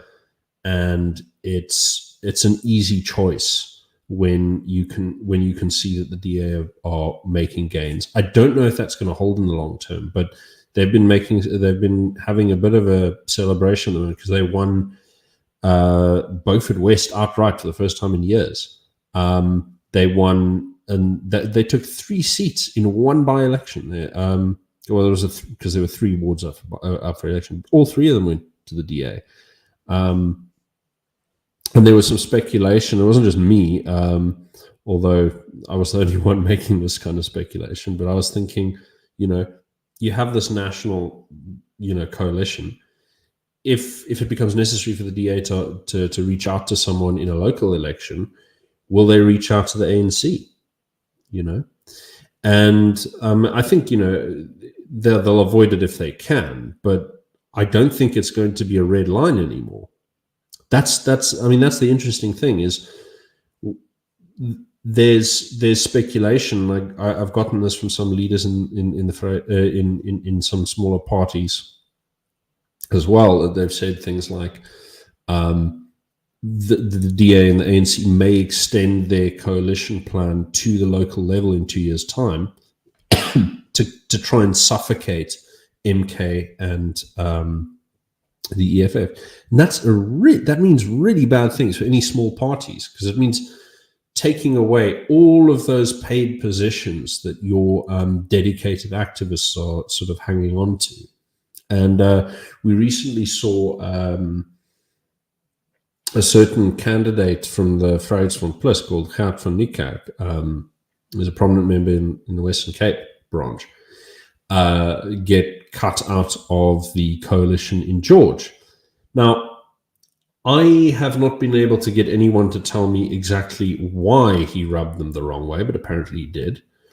And it strikes me as a very funny thing, because he has been the most loyal in that party. He has been the most loyal adherent to the DA's party line in local government, particularly in Garden Route, which is not saying a lot for him, given that the mayor, who he uncritically supported through several very, very dodgy moves in local council, Memory Booysen, is now, who was, once his corruption scandal started hitting the headlines, he gets kicked up to Parliament, provincial Parliament still, but still, it's promotion as a reward for corruption, which has happened with, you know, similar scandal hit Eleanor Bowspies. They kicked her up to Parliament, and in my own district, Drakenstein, when Conrad Poole was struck with charges of you know, jobs for cash and nepotism and a whole bunch of other things, he was kicked up to the parliamentary list. So, like, the DA has the same problem as the ANC in this regard, in that they cannot seem to deal with corruption. And in George, they had the same problem. You have this woman called Anku Barker. She was a DA member. She defected to the Vryheidsfront Plus, and now I think she's with the PA. I'm not so sure. But there are a lot of these issues where the DA refuses to deal with corruption in their own ranks. And it'll be stuff that is personally known to Anton Bredell and Helen Zoller. I mean, if you speak to anyone who's tracking the internal communications, and I've seen some of them, you know, it's the highest level of the party are thoroughly aware of the corruption that happens at the local level, and they intervene personally in order to protect these people for years and years and years, right? And the stunning thing that I learned from looking at this local stuff closely, particularly Garden Route, is that you get a scenario where these municipal managers and civil service staff that they inherit from the ANC back in like 2011 or whatever, they don't get removed. And the same happened in like Tshwane and Johannesburg and so on. They don't remove the ANC from the civil service. And, you know, Helen Zille says, oh, well, we learned our lesson from these metros. It took you until now to learn that you should get rid of rotten ANC cadres in order to run a city. I mean, this election is the first time they go, actually, you know what, we need to have the DGs under our control, or we're going to be, you know, purely figureheads, who can't do anything. And James Mayberg, who's still one of the brightest political analysts, I wish he wasn't so, he didn't hide away quite as much. He needs to write more. I love reading his stuff. But he wrote a really nice, dry, detailed article on exactly why this is an issue. And he points back to first government of national unity, where the IFP are given all of these cabinet positions, and then the DGs are selected by the ANC. And the IFP don't get to have control over anything. They sit there and they try and say, hey, okay, I think we need to do this, this, and this. And the DG says, sorry, I'm appointed by the president. I don't have to listen to you. And the DA, as far as I can tell, did not win that battle. So now they have these 6 departments. How are they going to run them? They're going to have to ask Ramaphosa to discipline these people every time they drag their feet. It's a recipe for disaster, at least for the DA. I mean, also for people who actually care about service coming on time or at all.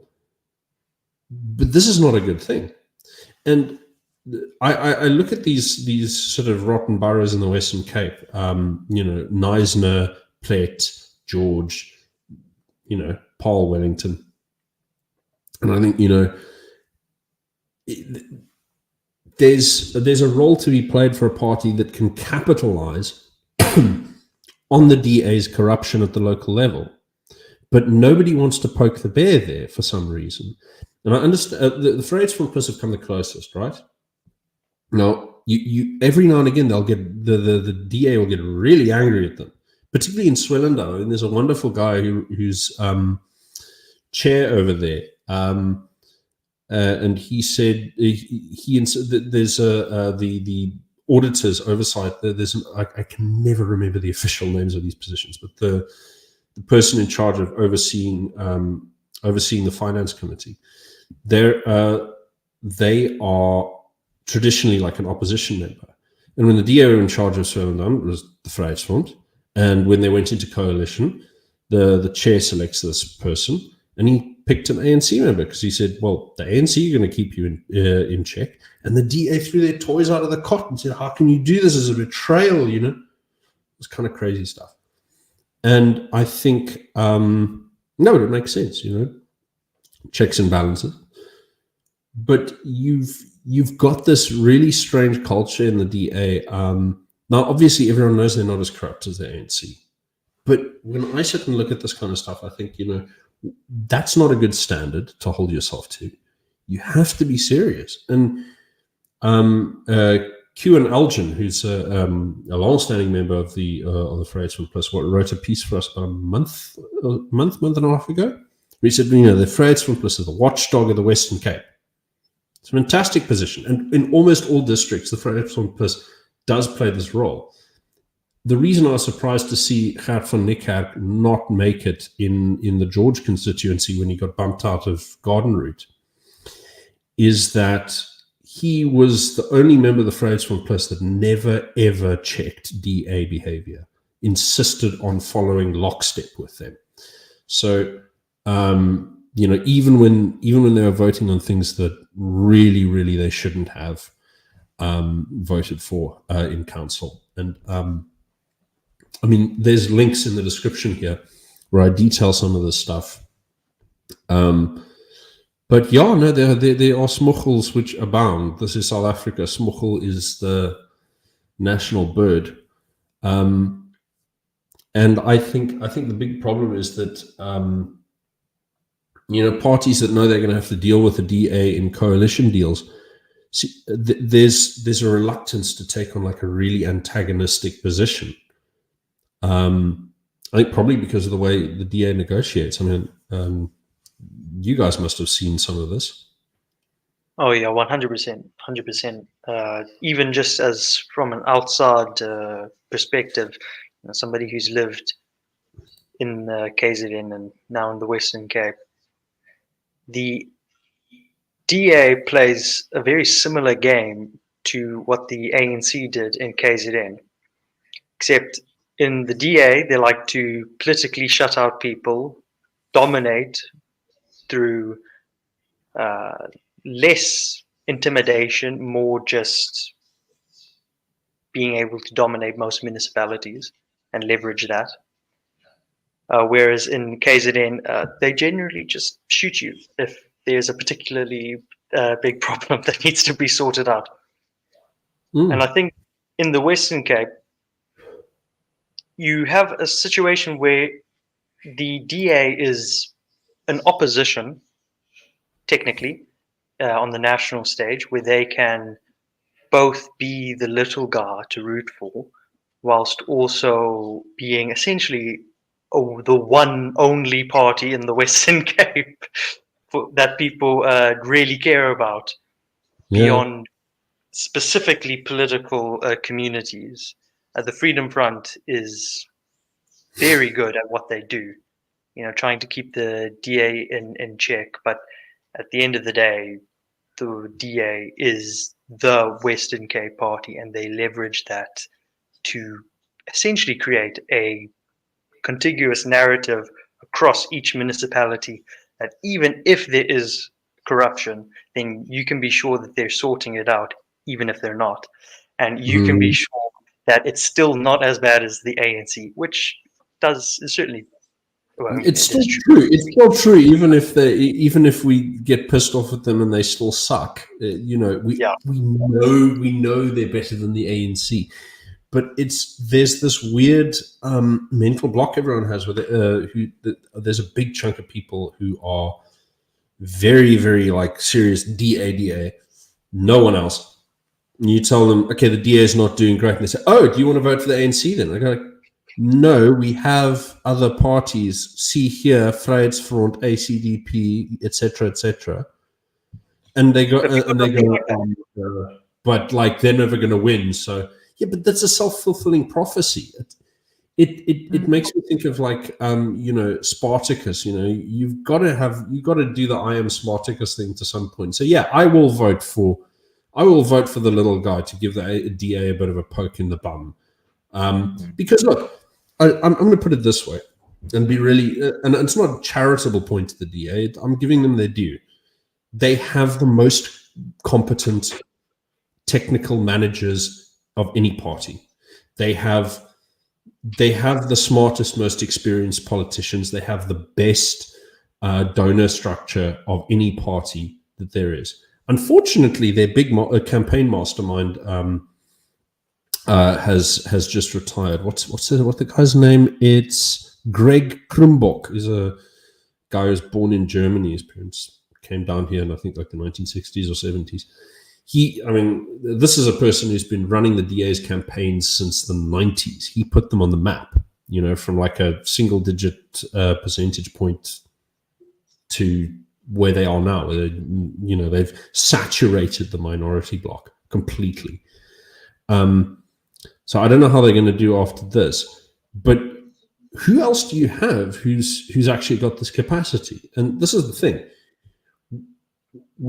In order to actually leverage that talent appropriately, you need people who can force them to do the right thing regarding corruption and to do the right thing regarding policy that actually serves their base, because there are so many opportunities. One of the ones that shocked me, and I was doing like the most basic dumb level due diligence as a journalist, and trust me, guys, I'm not the hardest working journalist in South Africa by a long shot. I'm easily the laziest. But I signed on with one of those digicons that Alan Windy was pushing for a long time. Oh, I'm doing digital energy, digital conference, digicon. You know, I hate that kind of abbreviated language. It's a digital conference. Just say the whole thing. It's not hard. Anyway, so I go to the digicon, and I sign in, and they have their press guy who reads your questions back, and he's really waiting for the other journalists to ask questions, but I'm the only one who's punting questions, so he eventually answers all of mine because no one else is asking anything. And the question that I asked first, but he held till last because he was trying not to ask it, was, listen, you guys have been in power for 15 years. Why have you not done anything about autonomous energy until the last electoral cycle? And at this point, like, Alan Windy's whole body language changed. So at this point, he's sitting in his chairs, very forward, leaning on the desk, serious, focused. And then this question comes up, and he just goes, yeah. And the thing is, he just immediately, there was this moment of weakness where he went and said, you know what? When I first came to office, that's exactly what I asked for. 2009, director of this and that. I said, we should try and generate our own electricity because there's a rolling blackout, so we need to do something about it now. And he says, the DAX code told me, don't worry about it. The ANC will get it back on track. Sit tight. And also, it's illegal. It'll never happen. And, you know, years down the line, they start trying it for themselves because they're worried about losing votes. Freds for Plus starts eating into their base. Cape Independence, we don't know what it means electorally, but it's looking kind of like it's doing something. So let's act. And they immediately start building solar power plants and battery, parks and things like that. And Alan Windy's having a field there because he's the one who set up the special, economic zone in Atlantis and put together Westgrow that does all of these special trade deals with the United States and organized the green hydrogen deal with the Netherlands and everything. So he's just having time of his life. But, it's 10 years too late, Why weren't you doing it back then? I mean, it's clearly possible. Why did they box Windy in? He seems to, I don't like the guy's ideas. He seems to sort of go, oh, number go up, very good. Me not ask why number go up. What consequence? Number must go up. And it's like he goes to a conference overseas in Dubai and he says, well, I saw the Lazard's levelized per unit cost of energy. And renewables are looking pretty good right now. Doesn't ask anything about how those numbers are put together, doesn't call up. I mean, you got Hugo Kruger who's on every bloody podcast in the country and entering the mainstream radio and television networks now. Very, very clear guy. I can call him and say, hey, you're an excessively intelligent guy who specializes in energy grid policy. What do you think of Lazards?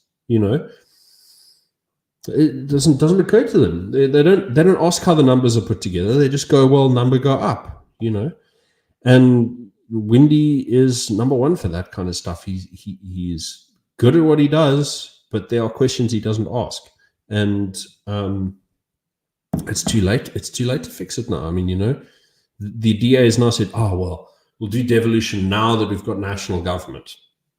I'd love to see it. No, I have absolutely no faith that that will be followed through on any serious capacity, apart from maybe policing. That seems to be the one that the DA is legitimately pushing for. But in terms of the up to a point, because I don't think they're going to get anything there. They're asking for a very specific thing, which is actually an incredibly important one. But they're pressing on a really, really sensitive ANC pressure point here when they do this. So what they want is for the Metro Police to have investigative powers. Now that means the policeman, you can have a detective whose authority, who can force you to give evidence or go into your house to search for evidence or question you or whatever. Ordinary Metro cops can't do this. They enforce basic law. They have to, everything's got to do with court orders and whatever. There's a way around this. You can set up a commission of inquiry from the Premier's office and use that to have investigative powers. But they haven't tried that for anything because they're toothless. But anyway, so they're asking for this. What are the consequences of taking this seriously? The ANC gives them this power. Okay, Metro Cops decide they're going to investigate SAPS. Ooh. What did SAPS do last time someone raised a question about, corruption in the Intel unit? Anyone hear of Greg Kinnear? You remember that guy? Mm-hmm. Yeah, I mean, he's gone. This is the thing. He was assassinated a week after he said that the head of police intel in the Western Cape is in bed with the gangs. And it's not news to people who've been following the investigative journalist circuit, because old Sam Soul, the father figure of the investigative journalists in this country, at Amabungane, he unearthed in 2015, there was an official deal, like a serious sit-down deal done with Jacob Zuma, the heads of the police, and the heads of the Cape gangs. And they said, we're going to look after you, you secure our votes, and you just go and mess up the Western Cape and make a hard time for the DA, so that when we're questioned about what we're doing in policing, you'll say, the opposition, they are ruining their own province. And I look at this and I go, this is pure, like, indescribable evil from the nth dimension. And people are like, yeah, but, no. I mean, look at the PA. The one glaring thing that if you're a colored person and you know anything about this at all, when when Gayton stands up and he says, I am all these children that are being murdered and all this, and you say, yes, but you have exclusively gone into bed with people who have an active political conspiracy to have to let these killings happen. You cannot take a man like that seriously. Obviously you have to take him seriously as a political player, but as a person to represent you, no. This is the thing, is the DA are not going to get that deal. They're not. The only way they're going to get it is if they try and run the People's Bill again, pass it, and take the power. And there's existing features in the Constitution they could take charge of. For example, remember I mentioned the Premier's powers of special investigation. So he could set up a special investigation into specific categories of organized crime, one at a time, and staff these commissions of inquiry with whatever they need, lawyers and what have you. They send out the Metro Cops to go and arrest these people. They send out, whatever. And they could extend this to every municipality in the province. They could, because the provincial parliament has the power to establish municipal police forces. And if they're struggling to fund them, they can transfer funds from Cape Town or from the provincial budget. The legal structure is there for them to actually take charge of the whole province, more or less. Obviously they're going to struggle dealing with day-to-day murders and things because of they don't have detectives' powers and so on. But there's an enormous amount of stuff that they could do, and they're not doing it. They're not trying, and they're instead trying to negotiate it only at the national level. This is not a serious or sustained strategy to achieving federalism or devolution, which means that it cannot be their policy because they're too competent at the things that they actually care about for me to believe that this stuff is really what they to believe that what they promise the public is what they care about. I think that's kind of where you hit the nail on the head, is when you say that. Is that really their policy? Because they say that they are a federal party, they say that they believe in devolution, but we have not actually seen any drive to that. And you can say what you want about the People's Bill. I can understand that obviously that is not necessarily something that they would want to support, because it makes the Freedom Front Plus look good if they do support that. But it is very clear that the DA are two things. They are ambitious and they are relentlessly power hungry. And the combination makes that creates the space where they want power on a national level. Now, the power-hungry thing, you can see that when you are here in the Western Cape, the way that their bylaws are structured, the way that they are essentially a nanny state, wanting to have hold in every part of your day-to-day doings. And then if you couple that with the fact that they have immense national ambition, it does create the fact that they are not willing to sacrifice that national ambition for devolution to the Western Cape. Because to them, it's a win-lose scenario. If they win in the Western Cape with devolution, they lose their national ambitions.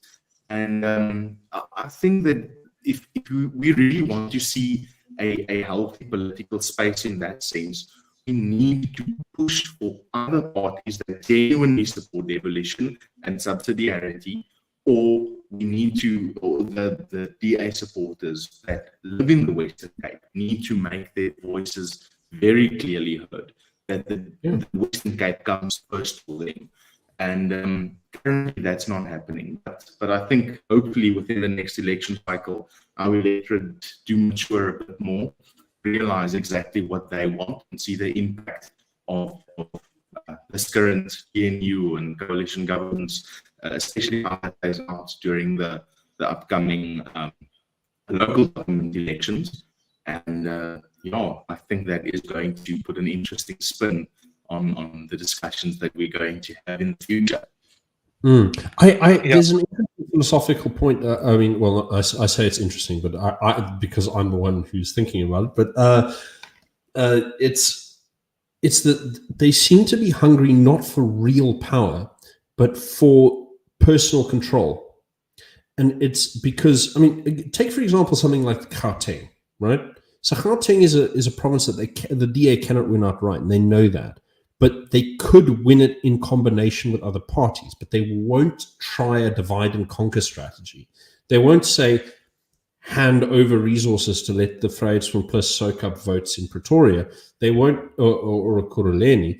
They won't hand over control and cooperation to Action SA so they can soak up Soweto. That's easy ground to win. If they say, listen, guys, Action SA, let's organize some kind of public messaging that allows you to seem more serious to your voters, and we get on board with something radical for Soweto. You could organize a fake public spat where the DA calls the Action SA xenophobes for and extend it for weeks and weeks. These guys have great relationships with News 24. They could run this stuff until it bleeds out of their ears. And they'd win huge chunks of Soweto. They'd seize chunks of it. And the thing is with Vryheidsfront Plus, there's a policy I've been trying to punt to the leadership for a little while now, and Arnie knows about this, because we've been trying to punt it together to some extent, although I've been the jumping up and down and screaming from the peanut gallery person, is that I think that they should try and get Pretoria to be its own municipality. The real sort of obvious, realistic problem with this is that you need the DA to back you if it's going to happen at all. And in order to get it done outside of negotiations with the ANC, you would need the support of Action SA or some other party that could drive a similar solution in a black area, for the simple reason that the plan involves a case of the Constitutional Court, which means that you don't want a majority Afrikaans area to be the first to try and set that precedent. You're going to want to go. You're going to want to go the route of an acceptable sort of non-white constituency trying it first. These discussions are over, how would you realistically devolve power, and what kind of devolution do you need in order to hold on to real meaningful control in the long term? There's no long-term thinking. It's always just the next election, just the next election, just the next election. No one's thinking, yeah, but what about 30 years' time? At some point, there is going to be a black leader who can walk up to that 60% of the black voting age population and say, listen, guys, you need to get registered now because we have a solution today. And one day someone is going to be convincing in that. One day. And every discussion that everyone's been having about, liberal, responsible government, national democratic revolution, constitutionalism, all of these buzzwords are going to be as nothing the second you have a credible leader in the black population, because there is an avalanche of apathetic voters who are waiting to be tapped into, and someday they are, So, we're Rob, maybe interesting spin on the devolution discussion, and specifically to what the Freedom Front Plus is doing in that game. You mentioned Pretoria, but quite an interesting things happening in Port Elizabeth or Quebec at the moment, where the Freedom Front Plus councillors in that municipality have brought a motion for the Quebec municipality to break up into its constituent units. It's creating separate municipalities on that. So Dispatch and the other one is and so on. For the Mandela Metropolitan municipality to then break up into their constituent parts, and each one being their own functional municipality from there. So essentially to revert back to the before 2000 municipalities that we had before that. So that's an interesting move. That's something I did not hear about this. This is, I mean, look, I don't imagine this is going to really fly. It's probably not going to succeed, but I'm excited someone's trying. So these are the types of things that we would like to see happen nationally, where this happens in Bloemfontein, where Mahung and Montebellum, Banshu and Bloemfontein perhaps go their separate ways, where we can see this in Tshwane, where Pretoria and Cullinan and all these things go to their constituent parts, at least to the point where they have the critical mass necessary to sustain themselves, but that power is centered at grassroots level rather than the centralized mess we currently find ourselves in. And that's kind of the whole philosophy of subsidiarity that we wish to pursue. But I mean, what you're saying, it's look, I mean, there's a big reason such moves are taboo, right? So what I've shared on the screen now is there's a wonderfully bright and incredibly hardworking, detail-oriented fellow at the DA called Adrian Frith.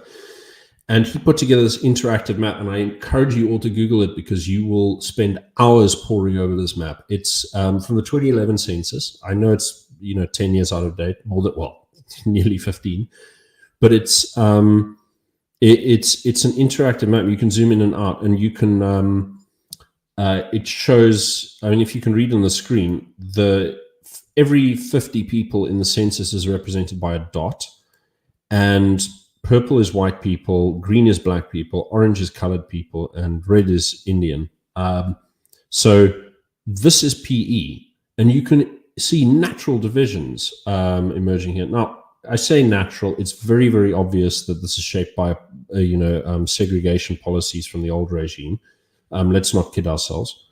And that's part of the big reason that these kind of devolution strategies are frowned upon, is that they're seen as consolidating old segregation patterns. But if we're being realistic, you take these integrationist perspectives on local government to their logical conclusion, and what you're really saying is that anyone who is an ethnic minority has no right to representation. I mean, you talked about Bloemfontein. Bloemfontein's a very interesting one because you have these... in Mangaung municipality, you've got these very clearly separate cities that exist over here. And if you drive through Bloemfontein, you can feel it. I mean, you can look at these two. These are whole separate cities. It's very clear. The reason that I look at Pretoria and I say, well, okay, do you want Pretoria to be independent? Now, when you look at it by race, I mean, Gauteng looks like this, but he has another option over here where you can go by first language, and immediately the Pretoria leaps out at you because Pretoria is an Afrikaans city. It's so transparent. I mean, look at that, right? So you could divide Tshwane into 3 nice little municipalities. You could have Mamelodi and the surrounding countryside, and Cullinan and wherever. You could have Pretoria over here, this big Pac-Man thing, and a little bit of countryside out here. And you could have this huge capital city thing with the sprawling outliers over here in the north, with a little finger into the city center where the union buildings are. And Tshwane becomes Tshwane, Mamelodi, and Pretoria, and it's a natural division that will allow each group to have their own representation very, very clearly. You can have a Sepedi area, you can have a Tswana area, you can have an Afrikaans area, and that's Tshwane. And Johannesburg, you can see this really clearly. I mean, the really multicolored marbled area over there is Soweto, and then you've got this huge English cluster over here. That's Johannesburg. If you don't give these people a degree of autonomy, and we're not talking about stopping people moving between areas, absolutely, it's very modest. It's just saying, well, what if you just allowed people who shared a common culture to have their own area? I mean, this is something where there's actually precedent for this, but it never hit the law courts. It was settled at the Municipal Demarcation Board. There's near Toriandu, there's Collins Chabane municipality, is out here somewhere. And there was violent dispute between Venda and Tsonga groups over access to municipal resources, public office, that kind of thing. And they took it to the Municipal Demarcation Board, and they're one of 27 out of like 2,000 applications that have ever been recognized. And it was explicitly on the basis of ethnicity that they divided those two, the local municipality in two, and created Collins Chabane. So, this kind of thing can happen.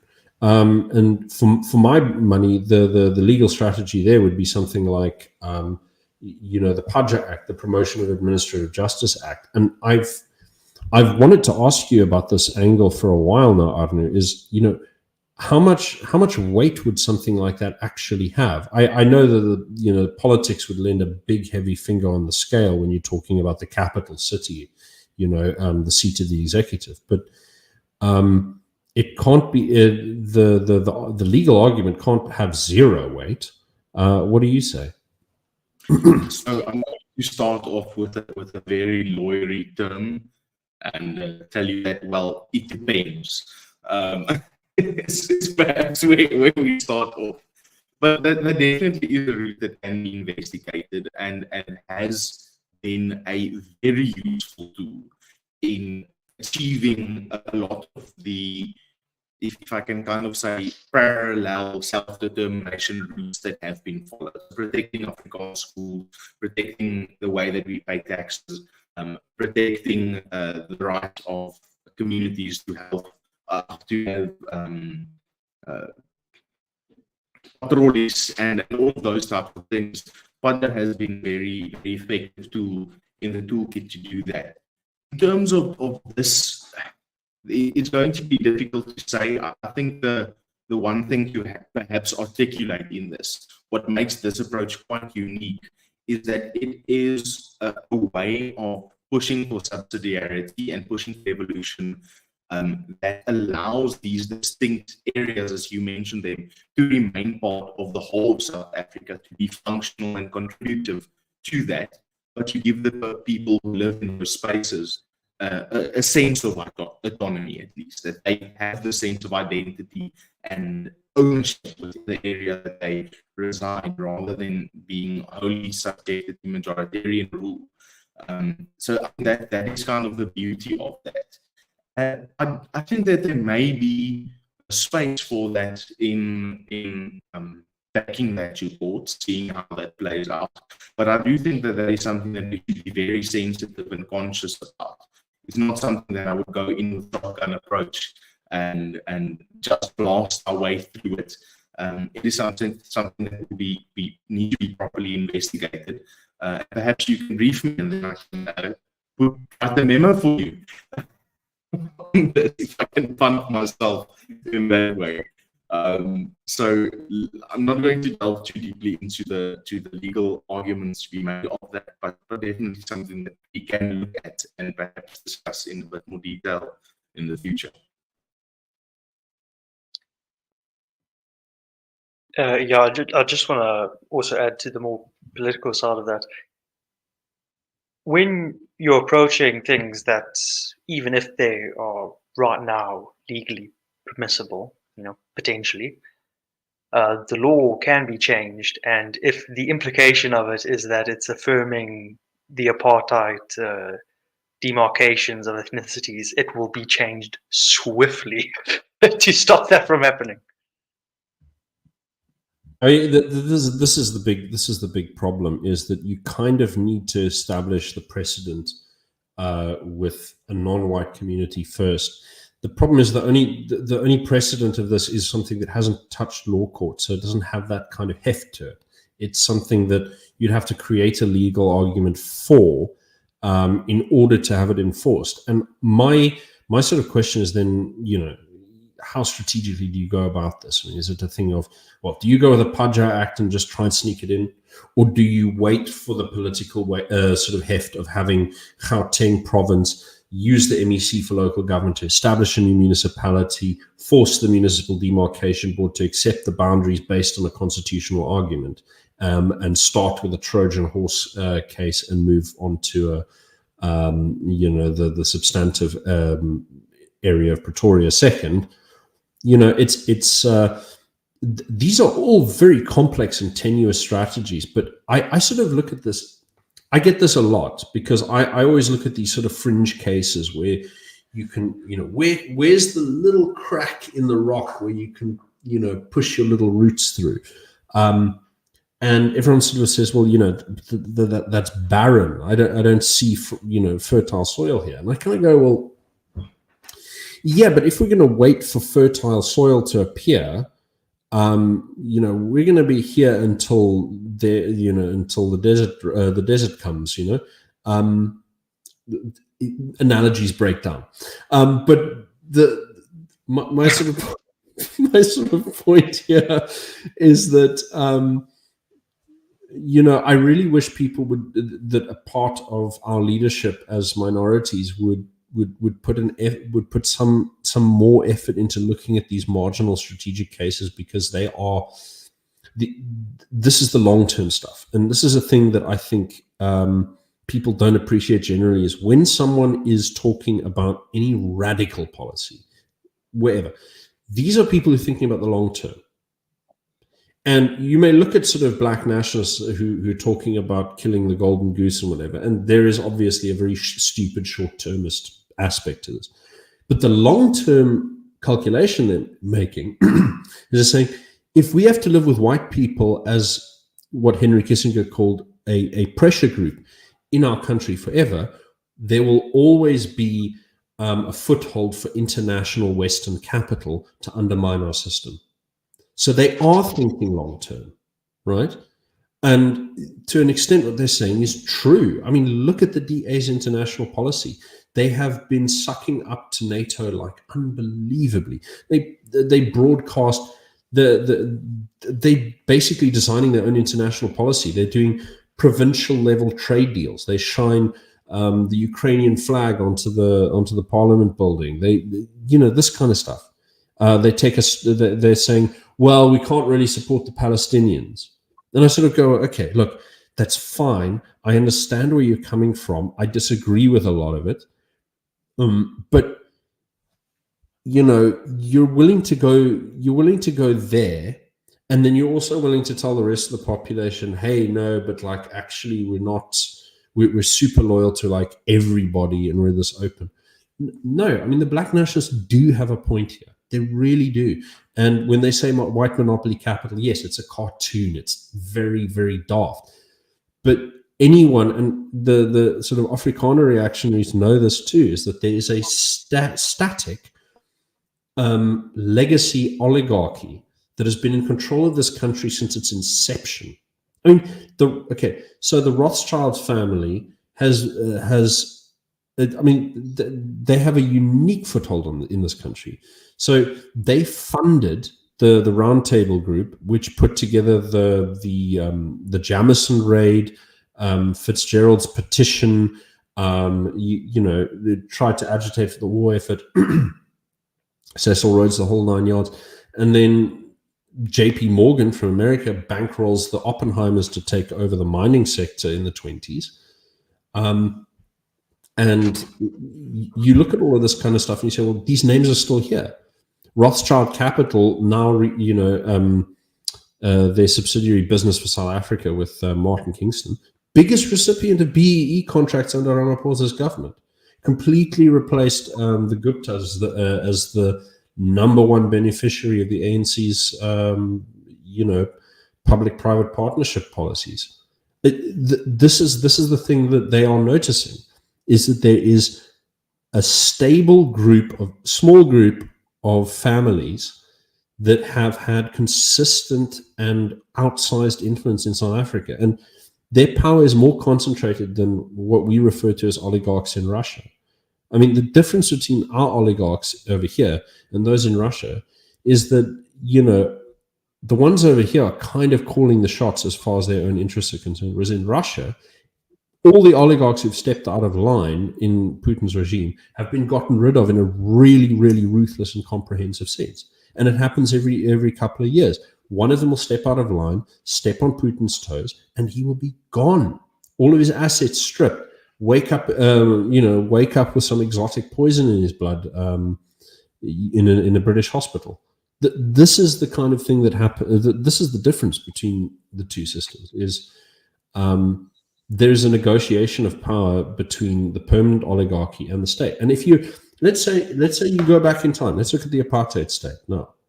Now, the Afrikaner leaders wanted separate development, but there's a contradiction inherent in the apartheid system, and there's a reason that it fell apart, right? Is Boskap and separate development are absolutely incompatible, because Boskap, which it existed before it had a name, it's Jan Smuts's Anglophile South African Party, the ancestor of the DA, instituted a really, really egregiously harsh poll tax on the black population in order to force them to come to the mines in order to earn enough money to pay that tax. In fact, the government was getting more of its income from like indigent black people through tax than it was getting from the white population for a number of years, right? All of this to just feed the mines. And then they have the Rand Revolt. The Rand Revolt comes around and says, we don't like competing with black people for these jobs. We built this city. We demand a color bar.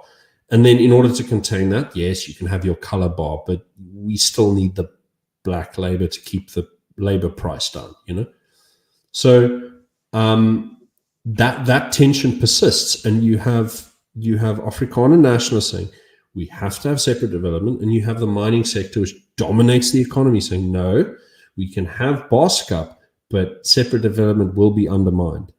And, eventually they don't know how to deal with the black population that's growing within white South Africa, and they give up. They absolutely give up because they can't contain the workers' unions. And that happened by the 1970s already. So you're seeing, you have that tension going on a lot. And nowadays it's over a budget. It's over welfare. It's over access to, business capital, small business capital. That's one of the big things that you see a lot of agitation for amongst black nationalists is, well, we need the government to make credit accessible to small black businesses so that we can start competing and building on our own. Instead, they're cutting in the cadres so that they can stay in place. Like, this is the picture that they're painting, and it's not actually as absurd as people think it is. It really isn't. So this is the thing, is people just don't listen to the black nationalists because a lot of their policies seem incredibly stupid. But this is the key thing, is that radical policies as weird and outlandish as they seem and as costly as they are long-term solutions. And moderate policies are always short-term patches. So if you have a deep and inherent flaw in the system, the only solutions are radical ones. So for apartheid, there were only two solutions: A, you partition the country, and or B, you go for what we have now. You have a unitary state with full franchise. There was no other long-term solution to the problems of South Africa. You could only go one of two ways, and the Afrikaners simply could not stomach the cost of abandoning cheap black labor. They simply couldn't. So that's Rob, yeah. Perhaps if we can take one step back before this current line of discussion, just something that popped up in my mind now of perhaps giving a concrete good example of where to aim the breakdown of municipalities that could be quite a good option. You looked at Bloemfontein a bit earlier and showed that on the map. And the one that really stood out to me there was Tabanshu, which if you look a bit back at the history of what Tabanshu is and was and how that could work here is really quite unique, because what Tabanshu offers in comparison to many of the other spaces, especially when you look at a Pretoria or Johannesburg, which is much more metropolitan. So what you have there currently on the screen is Mangaung, and then if you move a bit more towards the east, you'll see Botshabelo and Tabanshu. Tabanshu, yeah. Which forms of the part of the Mangaung municipality. And the one furthest to the west there is Tabanshu, which have an immensely strong Sotho tribal identity still connected to that. The Barolong tribe have quite deep roots there. There's a royal family. There is very strong cultural identity within that area and the surrounding space, which definitely goes beyond just the language and the cultural or the racial lines that we often see illustrated on these maps. But there's an actual very strong tribal identity across that whole space. And if you want an example to push the idea of, can we be our own space? Can our people have an area which they call their own, to use an example and to create or cultivate a space where you can do that? Tabanshu is an excellent example, and perhaps a very good one to look a bit more at. You mentioned the idea of there's not currently any fertile ground, and we're just waiting for the desert.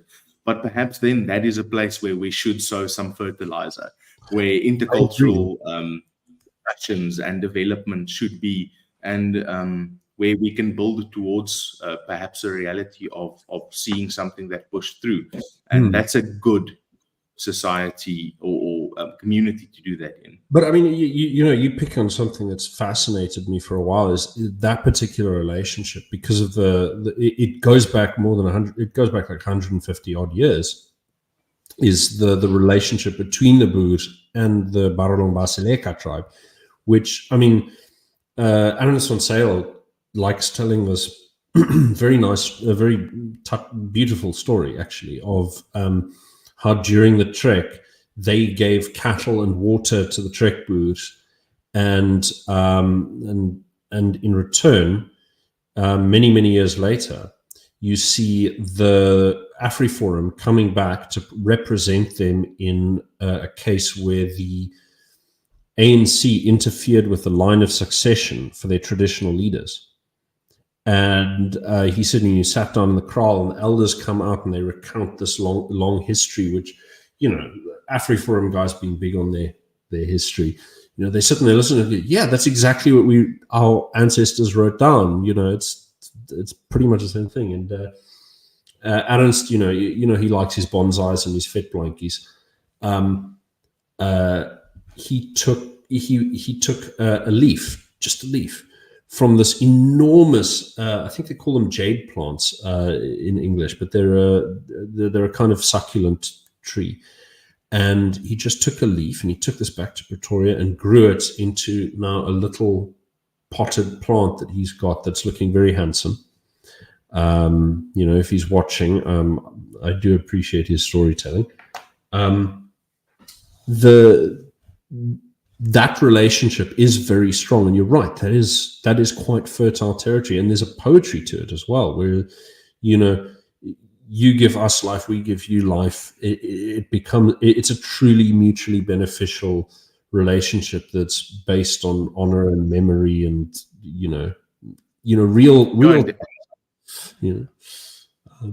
I think something to feed into kind of the pride of the Sotho community as well, or the Sesotho or Basotho community, the Basotho community, because they are one of the very few traditional communities in South Africa that were never conquered by either the Afrikaners or the Anglos. They have the Lesotho mountain kingdom, but obviously Tabanchu used to be a very strong part of their royal lineage and was home to quite significant houses.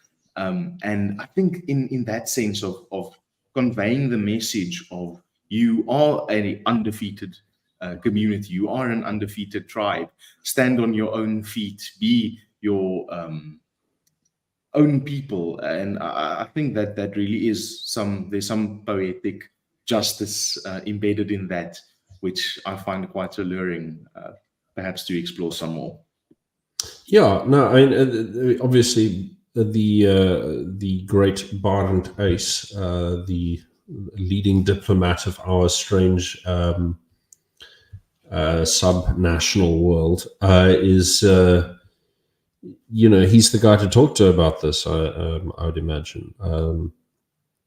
But I mean, I've been quite reassured about the possibility for coordinated Afrikaner sort of cultural and political policy with the Afrikaner Verklaring, because when I look at that, I mean, the signatories, that represents almost every single representative of the Afrikaner people out there. So, from Vryheidsfront+ to the Broederbond to AfriForum, Solidarity, everyone under that umbrella, Sakeliga, and look, what mistaken, they signed that as well, or some representatives.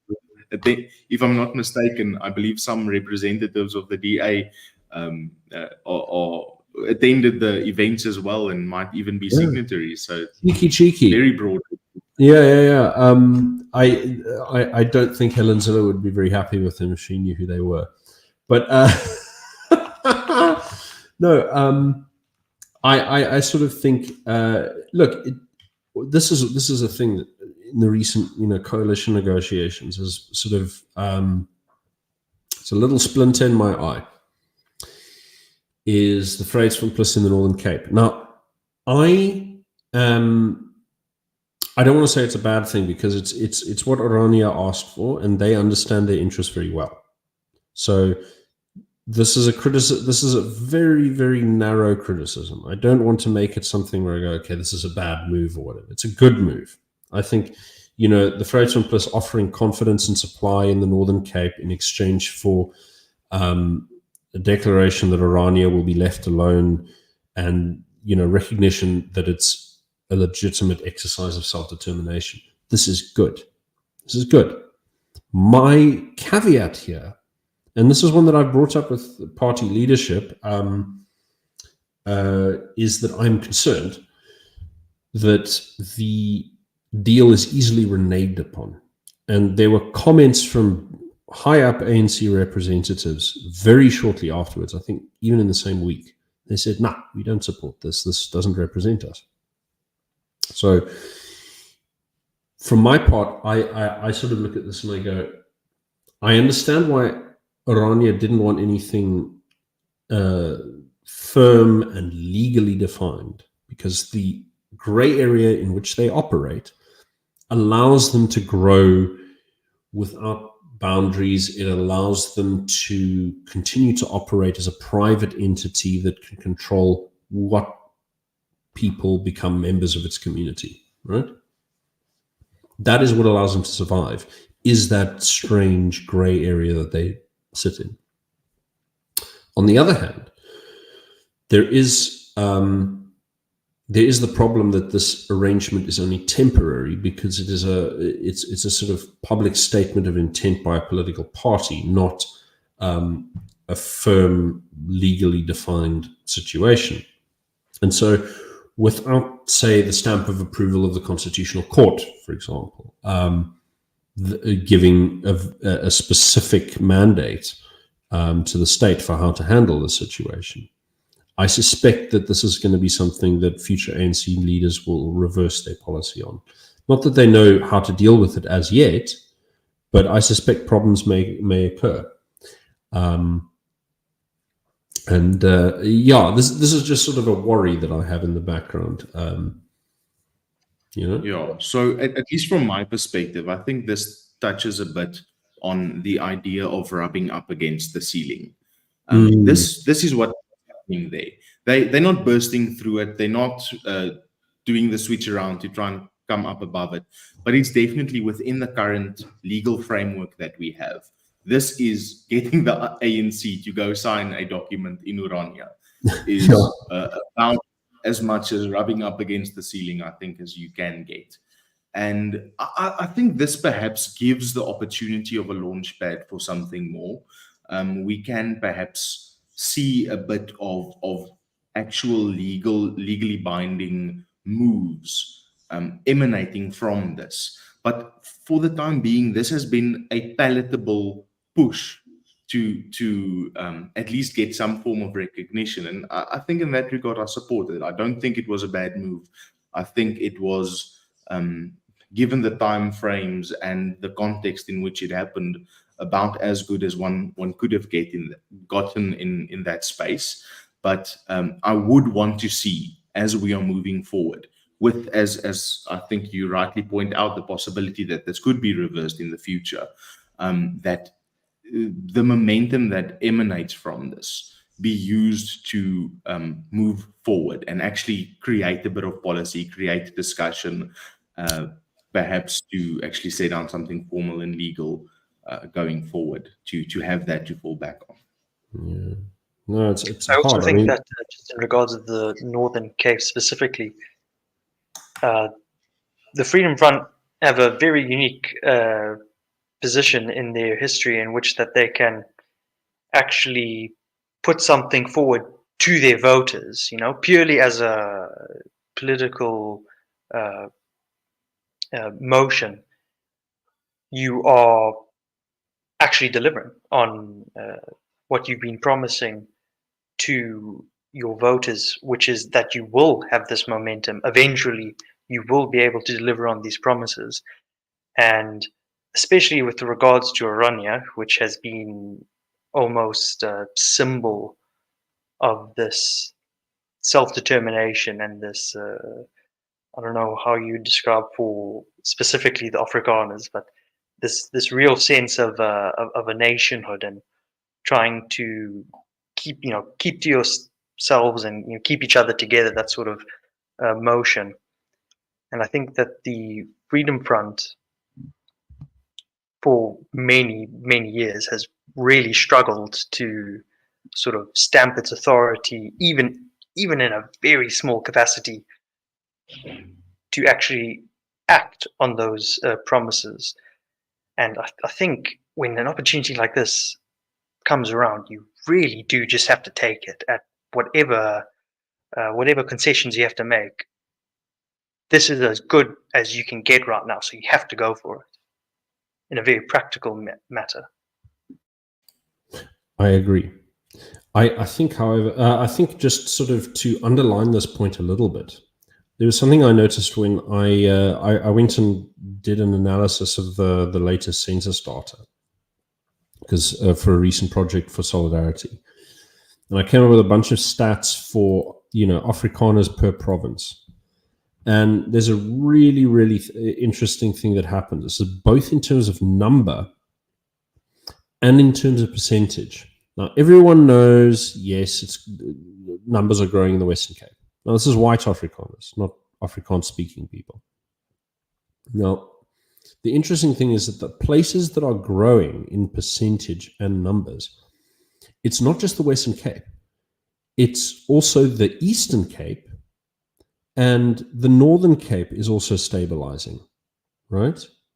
So that's a very interesting phenomenon, is that there's this broad move to the west that is occurring, where you're getting nice growth there across the Cape, and shrinkage everywhere else.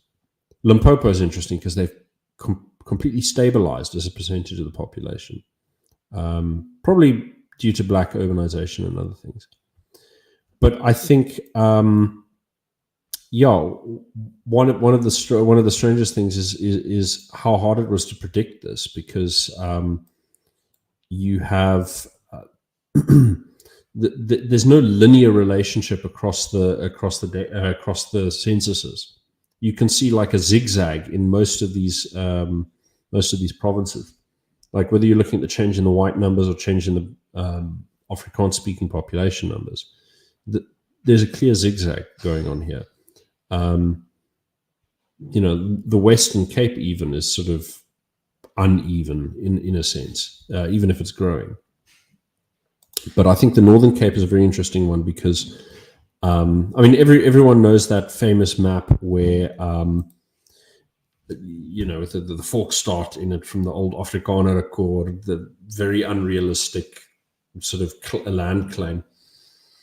But, opportunities are opening now. If someone were to build a coastal town in a similar mold to Orania, and there are opportunities for doing this. If you could do that, then you're in a position to extend trade ties between Orania and the coast. Now, that may seem a bizarre way of thinking, but I'm sort of looking at this as if, treat South Africa as if it's not one country, one economy, but many little countries and economies that just happen to be living under an imperial structure, right? Like, the Holy Roman Empire with all of its silly little German duchies and principalities, right? Orania is kind of isolated. It's in the dead center of the country geographically, right? And trade links are not immediately available. I mean, there's one road that goes through the middle of it. That's one trunk road that goes through the middle of it. And it's in terrible, terrible shape because of truck use and whatever. And I sort of think, there's a lot of capital floating about, and I'm not even talking in the sort of broader solidarity movement. There are, people who are looking to preserve Afrikaner culture, who are wealthy Stellenbosch investors, and there's opportunity here. I mean, there's you put a desalination plant on the coast, you set up some indoor farming, you've got like a really, really nice seed point. For extending these things. And these municipalities are very small. You only need like 2,000 or 3,000 extra voters there in order to tip it over from like majoritarian ANC, PA, EFF to minoritarian, DA, Vryheidsfront.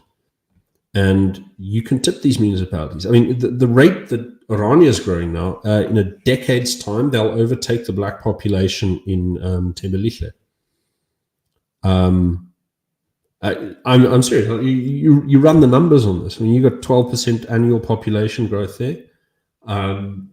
You've got 3% population growth in the surrounding black population, and Thembelihle can become, completely taken over by the voters in Orania in short time. This is a fairly unique situation. So if you look at the Northern Cape and some parts of the Western Cape, there are enormous opportunities for self-determination to take on a really radical character, because, Solidarity is not talking about, let's just do Orania. They're talking about, taalgebiede, cultuurgebiede, like areas, like large zones.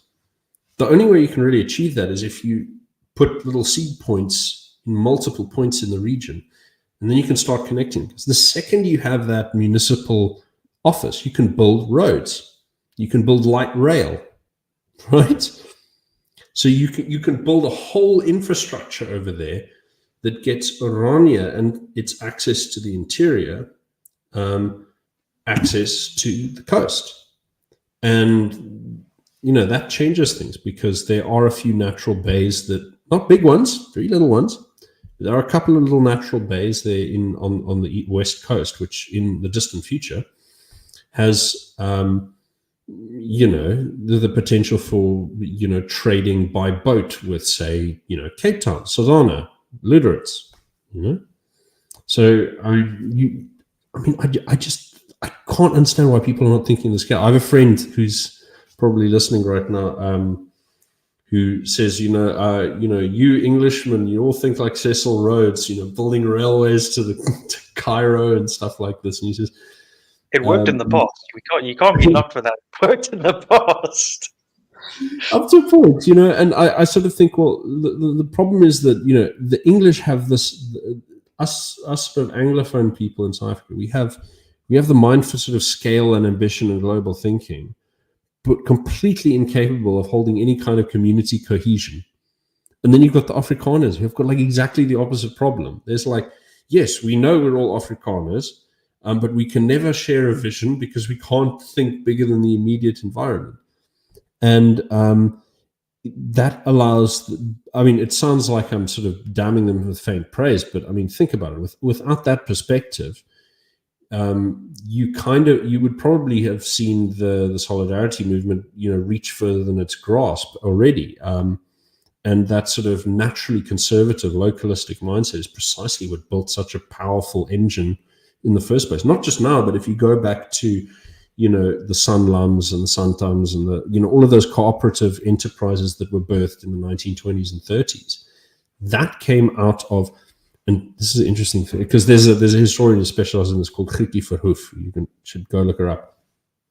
The Afrikaners at the time didn't have the high finance skill to do this. So they reached out to Scottish, Welsh, and Irishmen who had a bone to pick with the English, but had experience in high finance. So they combined sort of like this sort of fringe British sort of financial expertise with the sort of Afrikaner community gees, and produced an engine that dominated the 20th century and lifted a couple million people out of poverty. And it's the opportunities for collaboration are so rich, and yet the English are too sort of scared of looking infra-dig. Oh no, you're associating with the riffraff. No, I don't know. I don't know what's wrong with us. The Afrikaners are the only people in the country, aside from the Zulus, who have the real potential to organize politically against the state. Coloreds are too fractured and too poor. Anglos are too globalized, and any institution that you set up that tries to look Anglo is going to be, well, I speak English, I can be an Anglo. It's too porous, Everyone knows what an Afrikaner is, There's a very tangible sense of what an Afrikaner is. What is an Anglo-South African? Well, it's an English person with a funny twang. Well, it's an Australian in waiting for the most part. Yeah, it reminds me of the old Anglophone party in the old days, ancestor of the DA, what's it called? Progressive Federalist Party, the PFP. They were often, mocked as being called packing for Perth. So, yeah. Yeah, anyway. No, I think... on these reflective notes, I think while my voice is still holding, we should probably call it a night. But I'm just gonna run the national unity later. Beg your pardon? Plenty to speak about for the government of national unity some other time. The cabinet has been announced. It looks to be exactly what we expected. Exactly what we expected. Yeah, I mean, hooray for the bossman in Groenewald. He's gotten the Department of Corrections. Good good luck to him on bullying the DGs into doing their job.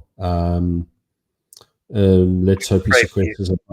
Because I mean, look, number one, he's just got to build more prisons. That's just what it is. I mean, build more. I mean, sorry, small, digression here before we depart. But over here in the Cape, you've got a handful of state prosecutors. I think like 2 or 3 dozen, and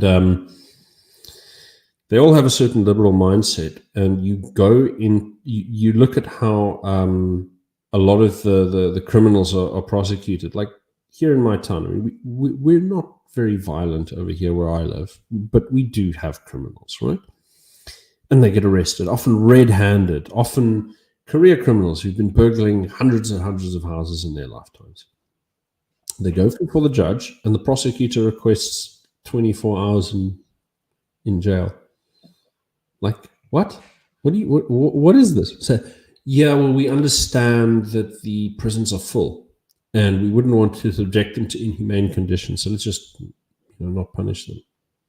And I mean, it's not just burglars. I mean, you talk to people in the colored communities, like, serious people, racists, attempted murderers, gangsters, big drug dealers won't get put in prison because, the poor dears might have to share a bunk. It's an incredible paradox in South Africa, how we can simultaneously have all of our prisons be full whilst not being able to solve any crimes.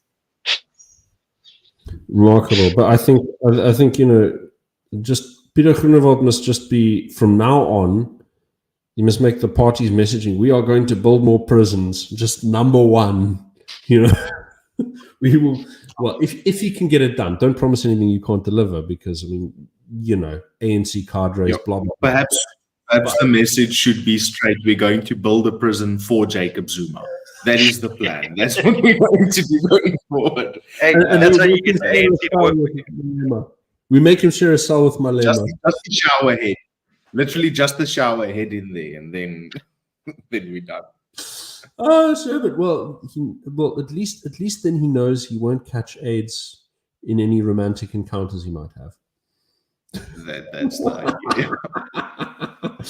Okay, on that sinister little note, I'm going to say good night to you lovely people. We'll try this again next time, maybe with you guys, maybe with someone else. We'll see what happens. Thanks for dropping in. You guys have been excellent. I appreciate it. Oh, excellent. Thank you for the opportunity. Cheers, man. Thank you. Till next time. Till next time.